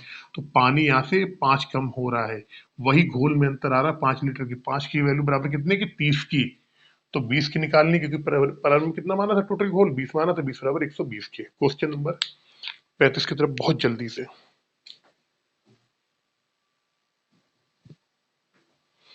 व्यंजक एक्स क्यूब वाई स्क्वायर में एक्स तथा वाई के मान क्रमशः 25% तथा 20% की कमी की जाती है। व्यंजक के मान में कितने परसेंट कमी हो जाएगी? ठीक है, देखो एक व्यंजक है एक्स क्यूब और वाई स्क्वायर।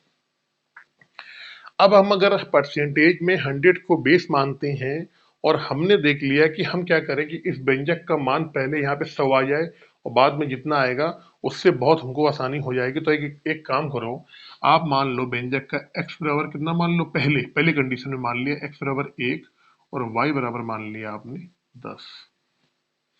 ऐसा क्यों माना है? क्योंकि इस वाले का पूरे का मान कितना आ जाएगा, 100 आ जाएगा। हमने करा 1 का क्यूब करेंगे और 10 का स्क्वायर करेंगे, तो आपने देखा क्या हो गया, यहाँ पे कितना आएगा, एक, एक का क्यूब एक ही आएगा, 10 का 100 आ जाएगा, यानी कि 100। अब वो ये कह रहा है x के मान में 25% की कमी, x के मान में 25% की कमी। x का मान कितना है, एक, समझना बहुत गौर से। 25% की कमी, या तो 75% निकाल दो आप डायरेक्ट इसका, या तो x का जो मान है इसका सीधे एक का 75% निकाल लो, 25% की कमी कह रहा है वो, ठीक है, वैसे कर लो आप।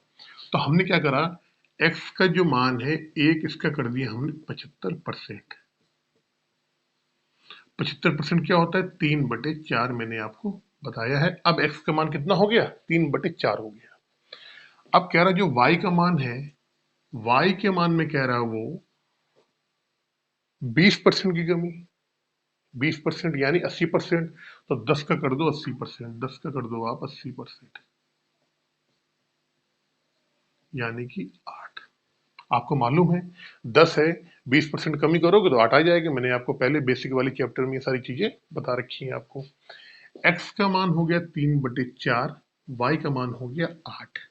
अब व्यंजक का फार्मूला क्या है, ये है, इसमें उठा के इसका मान पुटअप कर दो। कैसे, एक्स क्यूब, तो हमने क्या करा, 3/4 का क्यूब कर दिया यहाँ पे, गुणे y का स्क्वायर, y कितना है 8, तो 8 का कर दिया हमने स्क्वायर। सॉल्व कर लो, 3/4, 3/4, 3/4 इंटू 8 इंटू 8, 4 चौको 16, 16 चौको 64, 68 64, ये पूरा इससे क्या हो जाएगा, कट जाएगा। 3 3 9 27, 27। जो व्यंजक का मान पहले 100 आ रहा था, अब वो कितना आ गया, 27। 100 से कंपेरिजन कर दें, पहले 100 आ रहा था तो 27 आ गया। तो आपने कहा आंख बंद करके कि सर ये तो सीधे सीधे 73% की क्या हो गई, कमी। यही क्या आएगा आपका आंसर।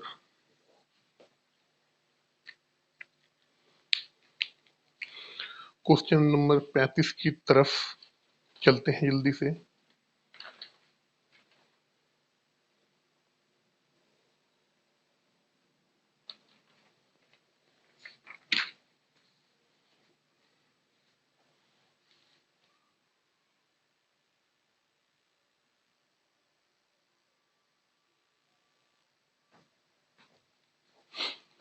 क्वेश्चन नंबर 36, किसी वर्ष एक गांव की जनसंख्या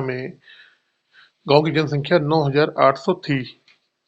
यदि अगले वर्ष पुरुषों की संख्या में 8% तथा महिलाओं की संख्या में 5% वृद्धि होने के उपरांत गांव की जनसंख्या 10,458 हो गई, तो ज्ञात कीजिए वृद्धि से पहले गांव में पुरुषों की संख्या कितनी थी। बहुत बढ़िया क्वेश्चन। देखो देखो, पहली जो थी जनसंख्या वो कितनी थी, 9,800 पहले। अब जो जनसंख्या हो गई है वो कितनी हो गई, तो आपने कहा जी अब हो गई है 10,458। अब हो गई 10,458, 10,458। अगर हम बात करें कि जनसंख्या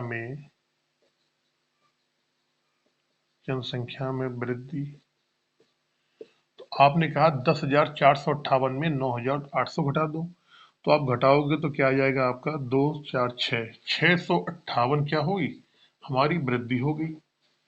658 लोग पहली जनसंख्या के मुकाबले आगे वाली जनसंख्या में बढ़ गए हैं। कितने लोग, 658 लोग बढ़ गए हैं आपके।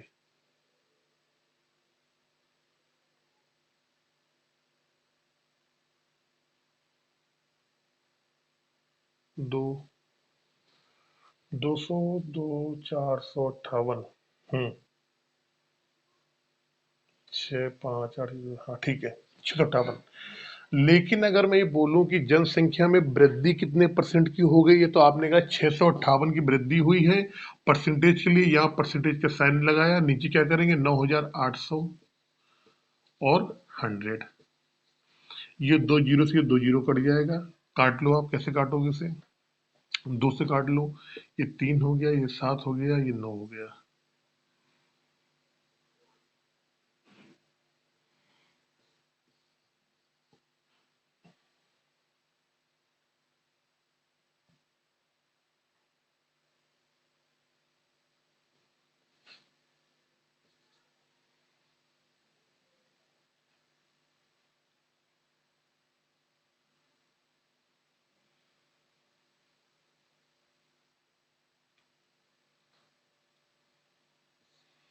7 सत्ते 49 और 7 चौको 28। 7 सत्ते 7 चौको 28, 4 7 सत्ते 49, यानी कि 47/7%। हमने ये मालूम कर लिया कि इनकी जनसंख्या में वृद्धि कितनी हुई, सब मिला के कॉमन, मतलब पुरुष महिला जो भी हैं, पूरी अगर हम जनसंख्या की बात करें कि पूरी जनसंख्या में कितने परसेंट की वृद्धि हुई, तो वो हुई 47/7% की। अब हम इसमें बहुत आसानी से क्या करेंगे, ये हमको औसत वृद्धि मालूम पड़ गई कि सब मिला के औसत जो वृद्धि है कितनी हुई, 47/60% की वृद्धि हुई है।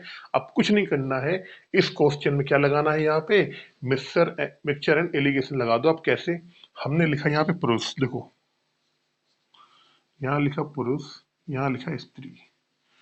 पुरुष वाले में क्या हो रहा है, 8% की वृद्धि हो रही, हमने क्या लिखा 8%। महिला वाले में कितने परसेंट की वृद्धि हो रही है, 5% की। और आपसे जब पूरा पूछा गया ओवरऑल कितनी वृद्धि हो रही, तो आपने कहा 47.7%।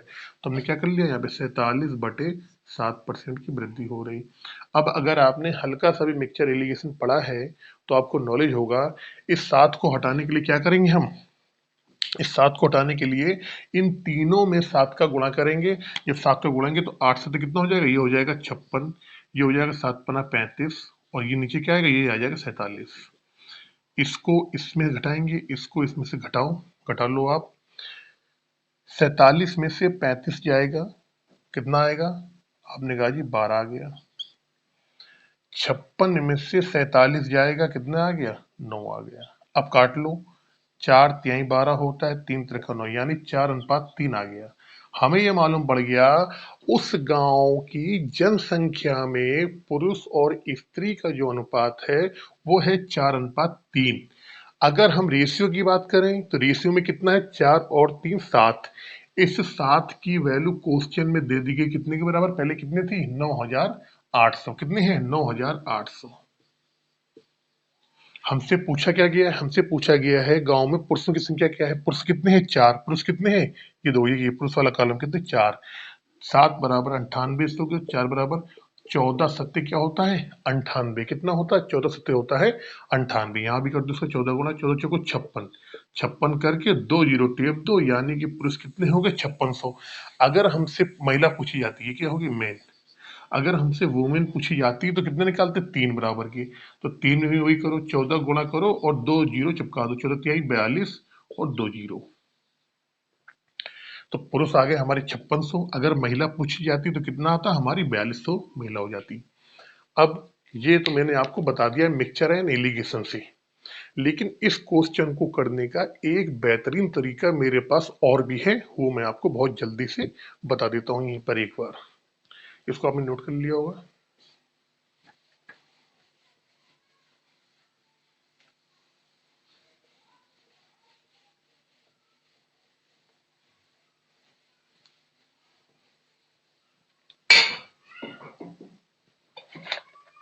देखिए, गांव की कुल जनसंख्या है 9,800, क्वेश्चन नंबर है आपका 36। भाई 9,800 है। अब क्या हुआ कि जो पुरुष है, पुरुष में क्या कह रहा है 8% की वृद्धि हो रही है, जो महिला है उसमें हो रही है 5% की वृद्धि। जो पुरुष हैं उनके 8% की वृद्धि के हिसाब से बढ़ रहे हैं, जो महिला हैं वो 5% के हिसाब से बढ़ी हैं। ये जनसंख्या में उनकी बढ़ोतरी बढ़ोतरी हुई है। फिर इसके बाद क्या होता है, इनकी जनसंख्या होती है 10,458। 10,458। एक चीज हमने देखा बहुत आसानी से, हमने कहा भाई महिला भी 5% बढ़ रही है, पुरुष 8% बढ़ रहा है, क्या हम पुरुष को 5% प्लस 3% कर सकते हैं? आपने कहा जी हाँ जी, ये तो कर सकते हैं, बिल्कुल क्यों नहीं कर सकते हैं। तो हमने ये देखा कि दोनों की समान रूप से 5 यहाँ बढ़ रहा है, 5 यहाँ भी बढ़ रहा है। हम क्या करेंगे, सबसे पहले इस 9800 का निकाल लेंगे। हम क्या करेंगे, 5% इसका निकाल लेंगे आप, या 9800 का 105% कर देंगे, कर दो आप, ठीक है। तो हमने करा 9800 का 105%। 2 जीरो से 2 जीरो कट जाएंगे। अब 105 में 98 का गुणा कर दो आप, 8 पंचे 40, 8 एकम 8, 9 का गुणा करो, 9 गुना 45, 45 और 9 एकम 9, 0 5 4 9 8 4 12 2 से लगाए 9 1 10, यानी 10,280 कितनी हो गई, 10,290। आपने ये बोला कि सर ये 10,290 आ गया है, लेकिन हो कितना रहा है, 10,480। तो इन दोनों का आपने जब डिफरेंस निकाला तो आपने कहा सर कि ये हो जाएगा 310, तो यहाँ आ जाएगा, और 300 के बाद 158 और 10, मतलब ऐसे घटा लो आप, 458 में से 290 घटा लो आप, 8 6 1, यानी कि 168। अभी 168 लोग कम है। कैसे कम है, हमने क्या करा, हमने बताया, हमने कहा 9800 को 105% निकाला आपने, 10,290 हो गए, जबकि होने कितने चाहिए, होने चाहिए 10,458।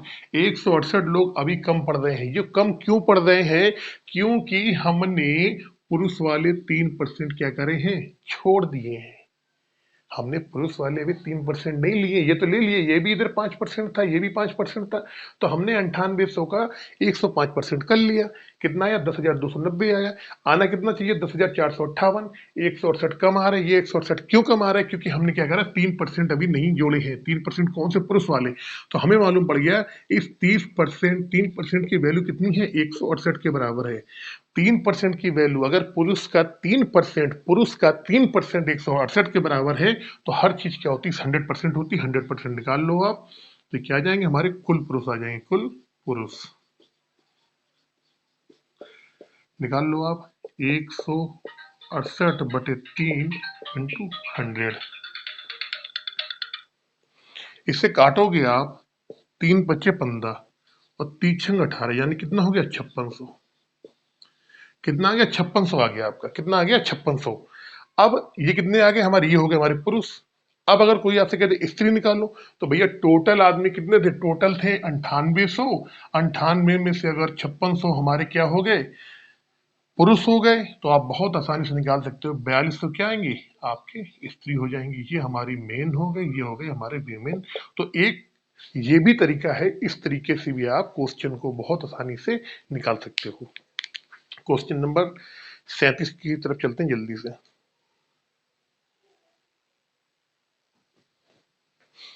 Question number 37। एक व्यक्ति अपने मासिक वेतन का 1% अपने 2 पुत्रों को जेब खर्च के रूप में देता है। दोनों पुत्रों को दिए जाने वाले जेब खर्च का 80% बड़े पुत्र को मिलता है, तथा वह अपने भाग के जेब खर्च का 80% व्यय कर देता है। यदि वह 20 रुपया मासिक की बचत करे तो ज्ञात कीजिए उसके पिता का मासिक वेतन कितना था। हमने मान लिया उसके पिता का जो मासिक वेतन था, फादर का, वो कितना था, 100 रुपये था। अब ये कह रहा है इस 100 रुपए का 1% अपने दोनों पुत्रों को जेब खर्च के रूप में देता है। दोनों पुत्रों को दिए जाने वाले जेब खर्च का 80% बड़े पुत्र को। कह रहा दोनों पुत्रों को जो दिया, दोनों पुत्रों को वो देता है इसका 1%, यानी 1 रुपया। हमने मान लिया उसके पिता का जो वेतन था 100 रुपया था, 100 रुपये का 1% 1 रुपया आया, वो दोनों बेटों को देता है। दोनों बेटों को दिए जाने वाले का 80% किसको देता है? बड़े बेटे को। तो हमने देखा जो बड़े बेटे को मिलेगा, बड़ा बेटे को पैसा जो मिला, कितना मिला? इसका 80%, इसका 80% निकाल लो एक का। तो आपने कहा ये 0 से 0 कट गया, 0.8। बड़े बेटे को 0.8 रुपए मिला। फिर ये कह रहा है तथा वह अपने भाग के जेब खर्च का 80% व्यय कर देता है। यानी कि जो 0.8 रुपए बड़े बेटे को मिल रहा है, इसका 80% खर्च कर देता है। जब 80% खर्च कर देगा तो बचाए कितना? 20%। तो हमने क्या करा? इसका इसका बचत निकाल ली। बड़ा बेटे की बचत, बड़ा बेटे की बचत, बड़े बेटे की हमने बचत निकाली। तो 0.8 का, क्योंकि 80% खर्च कर देता है, 20% बचत करता है, तो 0.1 का निकाल लिया, 20% निकाल लिया हमने। अब निकालना है तो क्या करेंगे हम?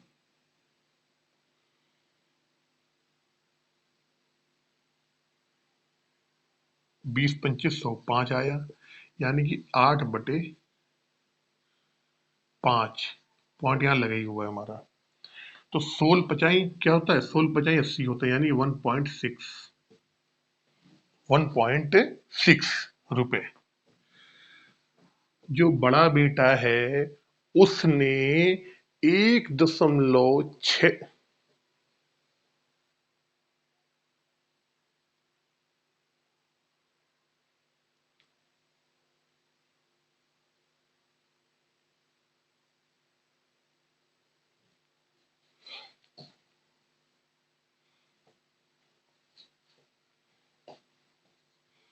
0.16 है, सॉरी 0.16। यानी कि जो बड़ा बेटा है उसकी बचत कितनी है? 0.16 रुपया। 0.16 0.16 रुपये उसकी बचत है। ये बचत ही कितनी की दे रहा है? वो कह रहा है 20 रुपये मासिक की बचत करता है। कौन? बड़ा बेटा। तो 0.16 की वैल्यू कितने के बराबर है? 20 के बराबर है। और क्वेश्चन में इसके फादर की पूछी गई है 100 रुपए की वैल्यू। 100 रुपए की वैल्यू आप निकाल लो, कैसे आएगा देखो यहाँ पे। 20/0.16 × 100। ये यहाँ से हटाओगे, 2 जीरो इसमें और लग जाएंगे। 4 चौको 16 होता है, 5 चौको 20 होता है, ठीक है। 25 चौको होता है 100। 25×5 = 125 और 2 जीरो। यानी कि उसके पिता की जो मासिक आय थी वो कितनी है? 12,500 रुपये है उसके पिता की मासिक आय।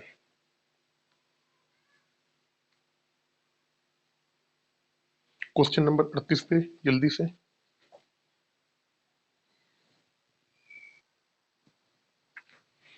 Question number 13। देखिए 38 नंबर जो क्वेश्चन है, ये क्वेश्चन नंबर बिल्कुल सेम टू सेम है आपका question number 27। Is same as 27 number. तो 38 नंबर को आसानी से आप कर लो। क्वेश्चन नंबर मैं बता रहा हूँ 39 आपका। पानी के साथ 20% एल्कोहल वाले 5 लीटर मिश्रण में से 2 लीटर मिश्रण निकाल लिया जाता है। देखो कह रहा 5 लीटर का मिश्रण है, 20% क्या है उसमें? एल्कोहल है। 5 का अगर हम 20% निकालेंगे, कितना है? 1। यानी कि एल्कोहल जो आ गई, कितनी आ गई? 1 आ गई।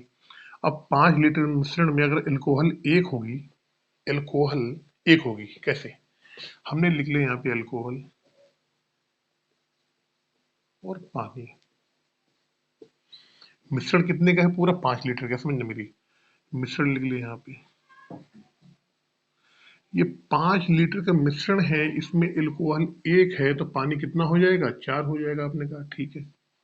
और आपको ये मालूम है जो मिश्रण है उसमें 20% एल्कोहल है। एक बताओ पहले आप, मिश्रण में मिश्रण में एल्कोहल अगर 20% है तो पानी कितना होगा? तो आपने बोला पानी होगा 80%। मैं समझाने के लिए बता रहा हूँ, ये थोड़ा सा और भी शॉर्ट हो जाएगा क्योंकि इसमें एल्कोहल की बात करी गई है, पानी की बात नहीं की गई, लेकिन मैं आपको समझाने के लिए बता रहा हूँ। अब क्या होता है, आपने इसमें से कह रहा है 2 लीटर मिश्रण निकाल लिया गया। आपने जब 2 लीटर मिश्रण निकाला, 2 लीटर 2 लीटर मिश्रण 5 लीटर के मिश्रण में 2 लीटर मिश्रण निकालोगे तो मिश्रण कितना बचा? आपने कहा जी 3 बच गया यहाँ पे। अब जब ये 3 बच गया, समझना मेरी बात, एक बात मुझे बताओ, अगर मैं ये आपसे कहता यहाँ पे कि इसको वाष्पित करके, इसको उबाल के, इसको पानी को निकाल दिया गया तो केवल पानी निकलता, लेकिन इसने ये नहीं बोला है। इसने बोला कि 5 लीटर की कोई एक बोतल है, उसमें अल्कोहल भी मिली है, पानी भी मिला हुआ है, आपने से उसने क्या करा, 2 लीटर निकाल लिया। तो जब अब 5 लीटर वाले में से 2 लीटर निकालोगे तो उसमें अल्कोहल भी आएगी। ये तो है नहीं केवल पानी आ जाए, केवल पानी तो नहीं आएगा ना, उसमें अल्कोहल भी आएगी। तो अगर अगर ये परसेंटेज 5 लीटर में है, अगर ये परसेंटेज 5 लीटर में है तो 3 लीटर में भी यही परसेंटेज होगा, बिल्कुल सेम।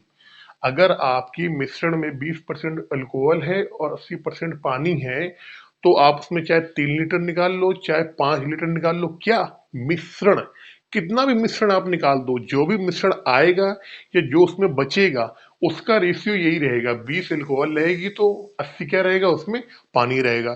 तो आपने क्या करा, 3 लीटर मिश्रण निकाल दिया।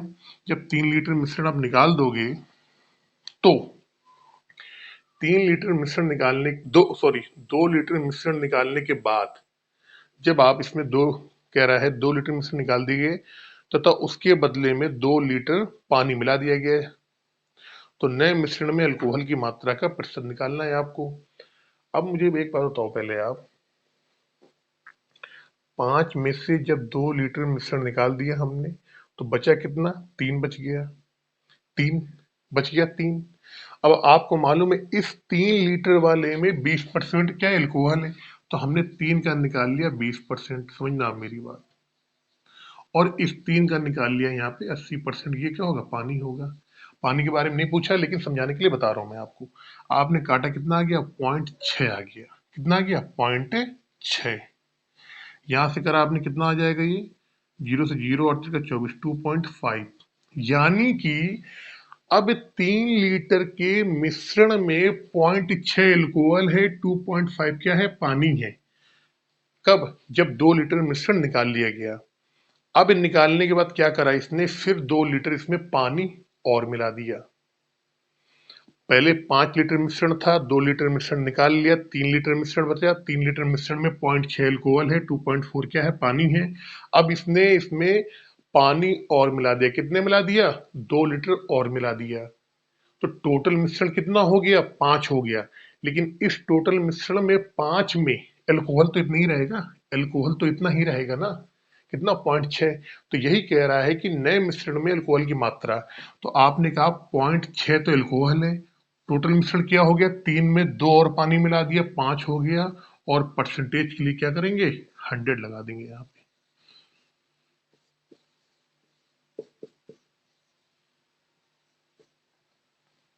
12% क्या हो जाएगा, अब इस नए मिश्रण में क्या हो जाएगा, 12% क्या हो जाएगा, अल्कोहल हो जाएगा।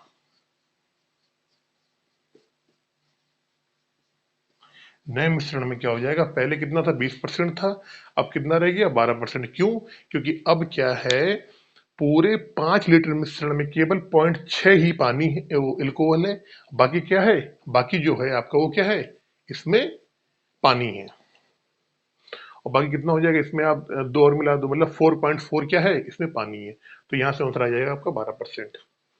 मैं फिर समझा रहा हूँ, बच्चे गलती कहाँ करते हैं, बच्चे ये गलती करते हैं, जब सोचते हैं तो वो मिश्रण की बात नहीं करता यहाँ पे, पर्टिकुलर ना तो अल्कोहल की बात कर रहा ना पानी की, कह रहा मिश्रण निकाला उसने। तो जो अनुपात इसमें 20% और 80% का जो अनुपात है, वो चाहे 1 लीटर मिश्रण निकालो, चाहे 3 लीटर निकालो, कितना भी निकालो, जब मिश्रण निकाल रहे हैं, मिश्रण निकाल रहे हैं ना कि पानी निकाल रहे हैं अलग से, न अल्कोहल निकाल रहे हैं, मिश्रण निकाल रहे हैं, तो जो अनुपात रहेगा वो अनुपात दोनों का सेम रहेगा। 3 लीटर के बारे में कहा था हमने, 3 लीटर में मालूम कर लिया कि 3 लीटर हो गया, 2 लीटर निकालने के बाद 3 में कितना होगा, 20% निकाल दो, अल्कोहल हो जाएगा, 3 का 80% निकाल दो, पानी हो जाएगा। अगर आपसे यहाँ पानी पूछता, यहाँ आपसे पानी पूछता, देखो पहले, अगर अब आपसे कह देता कि पानी निकालो, आप तो क्या करते हैं आप, टोटल तो 5 रहेगा ही रहेगा, लेकिन पानी कितना हो जाता है, इसमें इन्होंने 2 लीटर और कर दिया, कितना हो जाएगा, 4.4, यानी 4.4, ये 5 का कितने परसेंट है, कितना आया, 20 आ गया। ये कितना हो जाएगा? 88%। कितना आता? 88%। अगर पानी कितना आता? 88%। ऐसे निकाल लो, नहीं तो 12% क्या है? एल्कोहल है, तो पानी क्या होगा? अपने आप 88% हो जाएगा। चलते हैं क्वेश्चन नंबर 40 पे जल्दी से। क्वेश्चन नंबर 40 बड़ा सिंपल सा है। इसका मैंने एक तरीका दूसरा बताया था, अब मैं आपको बताऊंगा दूसरा तरीका, अच्छा तरीका। ये क्वेश्चन जो है मैं कई तरीके से बता रहा हूँ आपको। चीनी के भाव में 10% की कमी हो जाने पे 140 रुपये 500 ग्राम चीनी अधिक खरीद सकता है। चीनी का प्रारंभिक तथा कम भाव ज्ञात करना है। ये मैं बताऊंगा दूसरे तरीके से। कह रहा है भाव में 10% की कमी हो गई, यहाँ लिख लिया हमने मूल। 10% की कमी होने का मतलब क्या होता है? 1/10, यानी कि 10 में 1 की कमी, 10 की चीज कितनी होगी? 9 में। मूल में कमी कितनी हुई है? पहले और अब। जो चीज पहले 10 रुपए किलो मिलती थी, अब कितना हुआ? 1 में कमी हो गई, कितने की होगी? 9 की हो गई। वही कह रहा है पैसे जो हैं कितने हैं? 140 रुपए। यहाँ पे पैसे की मात्रा जो खर्च है वो सेम है। कांस्टेंट क्या है? कांस्टेंट है। यहाँ पे जो खर्च है वो 140 रुपए में ही बात हो रही सारी, ठीक है ना? तो हमने कहा जब खर्च सेम होता है, खर्चे में कोई परिवर्तन नहीं होता है, तो मूल का उल्टा क्या होता है? उसका खपत कह दो, खपत कह दो, या आप कह दो मात्रा। तो मूल में क्या हुआ है? 10% की कमी हो गई है, यानी कि 10 की चीज 9 में आएगी। अब खपत निकालनी है, इसका रेशियो उल्टा कर दो, यानी 9 रेशियो क्या कर दो? 10। तो आपने ये देखा, जो चीज पहले 9 किलो आ रही थी अब कितनी आ रही? 10 किलो, यानी कि 1 किलो क्या हो रही है? बढ़ रही। कितना हो रही? 1 यूनिट मान लो, 1 किलो मान लो, एक वस्तु मान लो आप। अच्छा, क्वेश्चन में हमारे ग्राम कह रहा है कि 500 ग्राम अधिक चीज मिलती है। कितनी ग्राम? 500 ग्राम। तो एक की वैल्यू पहले 9, मान लो पहले 9 ग्राम मिल रही थी, अब 10 ग्राम मिल रही है, या मान लो पहले 9 किलो मिल रही थी, अब 10 किलो मिल रही है। एक बढ़ रही है। क्वेश्चन में कितना बढ़ा? 500 ग्राम, यानी एक की वैल्यू कितने के बराबर आ गई? 500 ग्राम के बराबर। एक की वैल्यू 500 ग्राम के बराबर, तो 10 की वैल्यू कितने के बराबर आएगी? आपने कहा जी 5000 की ग्राम के बराबर, 5000 ग्राम के बराबर। 9 की वैल्यू कितनी आएगी? 4500 ग्राम के बराबर। बात करें 4500 ग्राम, यानी 4.5 kg, और 5000 ग्राम बराबर क्या हो गया? 5 kg। पहले पहले अगर हम 140 रुपया में 4.5 किलो, 4.5 किलो लेके आते थे, कितने? 140 रुपये में। तो हमने यहां से निकाला रेट, रेट या मोल, प्रति किग्रा, प्रति किग्रा। तो 140 रुपये में कितने आती थी? 4.5, 4.5, 4.5 का कह सकते हैं 9/2, 9/2, 9/2 कर दो आप। अब इसका रेट निकालेंगे, बल्कि 4.5 ही कर दो, 1 मिनट रुको। 4.5, दूसरे जो हटाया जीरो बढ़ गया यहाँ पे, ठीक है। 5 9 45, 5 दूनी 10, 5 8 40, 9 3 27, 9 3 27, एक आया 9 एकम 1, 9 एकम 9 रुपए प्रति किग्रा, रुपए प्रति किलो। अब अगर हम बात करें अब, तो अब क्या है कि 140 रुपए में 5 किलो चीनी आ रही है, तो 1 किलो चीनी का मूल्य कितना आएगा? 5 दूनी 10, 5 8 40, 28 रुपए प्रति किग्रा। तो पहले का अगर मूल पूछा गया है तो क्या है? 31.11 रुपए किलो चीनी, और अब जो है वो है क्या? 28 रुपए प्रति किग्रा चीनी। भाई पहले कितनी चीनी आ रही थी? वो आ रही थी 4.5 किलो चीनी आ रही थी पहले, अब आ रही 5 किलो चीनी, और पैसे सेम है। पैसे कितने हैं? 140। पहले 140 में आ रही थी 4.5 किलो चीनी, अब 140 में आ रही 5 किलो चीनी। दोनों का भाग दे दोगे, ये अब वाला वर्तमान मूल है, ये है पहले वाला। तो पहले वाला ये मूल आ गया, और अब वाला मूल आ जाएगा 28 रुपए प्रति किग्रा। चलते क्वेश्चन नंबर 41 पे जल्दी से। Question number 48। एक परीक्षा में 70% विद्यार्थी इंग्लिश में तथा 65% गणित में उत्तीर्ण हुए, यदि 27% विद्यार्थी दोनों में अनुत्तीर्ण रहे। देखिए मैंने आपको बताया, हम इस क्वेश्चन को दो तरीके से सॉल्व कर सकते हैं। या तो पूरा क्वेश्चन हम ट्रांसलेट कर दें फेल वाले में, या फिर हम इसको क्या करें, निकाले हम इसको पास वाले से। लेकिन आप दोनों में से कुछ नहीं करो, आप एक चीज को नोट कर लो कि कॉमन क्या दे रहा है। यहाँ पे कॉमन दिया है कि 27% विद्यार्थी दोनों विषयों में अनुत्तीर्ण यानी फेल हुए। तो हम क्या करेंगे, फेल वाले से ही इस क्वेश्चन को सॉल्व करेंगे। कह रहा है कि अंग्रेजी में 70% पास हुए, तो अंग्रेजी में फेल कितने होंगे, अंग्रेजी में फेल, अगर अंग्रेजी में 70% पास हुए हैं तो 30% क्या हुए होंगे, फेल हुए होंगे। अंग्रेजी में अगर 30% फेल हुए, चलो ठीक है। फिर कह रहा है गणित में 65% पास हुए हैं, तो गणित में कितने फेल हुए, भाई 65 अगर पास हुए हैं, अगर 65 पास हुए हैं तो 35% क्या हुए होंगे, फेल हुए होंगे। तो 35% क्या कर दिया, फेल कर दिए। अब दोनों में, दोनों में फेल क्या है, आपने कहा दोनों में जो है, दोनों में फेल है वो 27% क्या है, दोनों में फेल है। यहाँ पे आप डायग्राम बना लो, डायग्राम से बड़े आसानी हो जाएगी आपको। कैसे, ये बनाया हमने इंग्लिश का और ये बनाया हमने गणित का। ये हमारा अंग्रेजी वाला और ये हो गया हमारा गणित का। अंग्रेजी में 30% फेल है, गणित में फेल है 35%, दोनों में फेल, ये जो बीच का सारा दोनों में कितने, 27% फेल है। अब एक बताओ मुझे, अंग्रेजी में टोटल कितने फेल है, 30%, तो 27 तो ये आ गया अंग्रेजी वाले में, गोले में देखा जाए 27 आ गया, तो कितना बच गया, 3 आ गया। गणित में कितने फेल है टोटल, 35%, 35 में 27 तो यहाँ पे आ गया, इस वाले में कितने बच गए, तो आपने कहा 8% बच गए। अब हमने ये लिखा अंग्रेजी व गणित, अंग्रेजी या गणित या दोनों में फेल, दोनों में फेल कितने हो जाएंगे, तो आपने बोला 27, 3, 30 और 38, 38% विद्यार्थी ऐसे हैं, या तो वो अंग्रेजी में फेल हैं, या तो वो गणित में फेल हैं, या वो दोनों विषय में फेल है। 38% फेल ही है, वो पास ही नहीं हो पाए। तो आपने कहा जब 38% दोनों विषय में फेल हैं या फेल ही है, तो पास क्या होंगे, पास परसेंटेज क्या होगी, तो 100 में से 38 घटा दो, तो आपने कहा जी 62% जो है वो पास होंगे। इसी, दोनों में पास लिख लो आप, दोनों में पास, दोनों में पास 62%। इसी 62% की जो वैल्यू है वो क्या है, 248 के बराबर दी है। 62% की वैल्यू कितने के बराबर दी है, 248 की।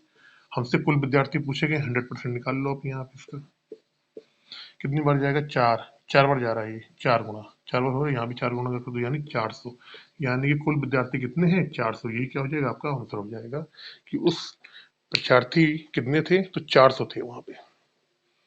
चलते हैं क्वेश्चन नंबर 42 की तरफ जल्दी से। क्वेश्चन नंबर 42, किसी विद्यालय में कक्षा 10 की परीक्षा में लड़कियों का औसत प्राप्तांक 73, लड़कों का औसत प्राप्तांक 71 है। यदि इस कक्षा में सभी विद्यार्थियों का औसत प्राप्तांक 71.8 हो तो लड़कियों तथा लड़कों की प्रतिशतता ज्ञात करना। बहुत अच्छा क्वेश्चन, बहुत अच्छा। देखिए पहले क्या कह रहा है आपको, लड़कियां और लड़के, लड़कियां यानी गर्ल्स, लड़के यानी बॉयज। लड़कियों का जो औसत प्राप्तांक है वो क्या है आपका, इसने बोला ये है आपका 73। कितना है लड़कियों का, 73। लड़कियों ने 73 प्राप्त किए हैं औसत, लड़कों ने प्राप्त किए हैं 71 नंबर। यदि इस कक्षा के सभी विद्यार्थियों का औसत प्राप्तांक 71.8 हो, यानी 71.8, कुछ नहीं करना, पिक्चर एलिगेशन लगा दो आप, सबसे बेहतरीन तरीका। लड़कियां जो है अमूमन औसत एवरेज 73 अंक प्राप्त कर रही हैं 100 में से, जो लड़के हैं वो कितने प्राप्त कर रहे हैं, वो 71 नंबर प्राप्त कर रहे हैं 100 में से, औसत, औसत या एवरेज। अगर हम पूरे की बात करें, लड़के या लड़कियों की अगर हम औसत की बात करेंगे, तो इन दोनों के बीच का कुछ ना कुछ प्राप्त करते होंगे, तो वो मालूम पड़ गया 71.8% प्राप्त कर रहे हैं। तो मिक्सचर और एलिगेशन वही लगता है जहां पे दो लोगों की बात करके उनके औसत का, मिक्सचर एलिगेशन कहाँ लगता है, जहां पे लड़के लड़कियों की बात करी जाए इंडिविजुअल, फिर इसके बाद उन दोनों का कोई ना कोई औसत दे दी जाए, एवरेज दे दिया जाए वहां पे उनका, जो उनके प्राप्तांक है। घटा लेंगे 71, 71.8 में से 71 घटाएंगे क्या आएगा, 0.8 आ गया। 73 में से 71.2 घटाएंगे तो 0.2 रहेगा और ये आ जाएगा आपका 1। हम्म ये पॉइंट से ये पॉइंट हट जाएगा, काट दो। 4 दूनी 8 और 4 तेई 12, यानी कि हमें ये मालूम पड़ गया कि लड़की और लड़कों का जो अनुपात होगा कितना होगा, 2:3 होगा। अगर लड़कियां 2 होंगी तो लड़के कितने होंगे, 3 होंगे। अगर लड़कियां 20 होंगी, लड़के कितने होंगे, 30 होंगे। तो अब ये पूछ रहा है कि लड़कियों, क्या पूछ रहा है, लड़कियों तथा लड़कों की प्रतिशतता ज्ञात करना है कि उस क्लास में कितनी लड़कियां हैं कितने लड़के हैं। तो आपने कहा ऐसा करो, टोटल कितने हो गए, अगर हम परसेंटेज इसी की बात करें टोटल, तो आपने कहा 2 और 3 कितने हो गए, 5 हो गए। टोटल कितने हो गए, 5। अब गर्ल्स की परसेंटेज अगर हम बात करें तो आपने कहा टोटल 5 है, गर्ल्स कितनी है, 2 है उनमें, तो 2 5 है, कितना परसेंट है, निकाल लो आप। 40% आ गया यहाँ पे। अगर बॉयज की बात करी जाए कि बॉयज कितने परसेंट है, तो आपने कहा बॉयज कितने हैं जी, 3 है। 3 कितने में से है, 5 में से है, इनका निकाल लो आप। कितना आएगा, 20×3 = 60। तो लड़कियां कितनी है, 40% है, और लड़के कितने हैं, 60%। ये क्या हो जाएगा आपका, यहाँ से आंसर हो जाएगा। सबसे बेहतरीन तरीका है, इससे ज्यादा बेहतरीन, इससे ज्यादा शॉर्टकट कहीं नहीं मिलेगा आपको।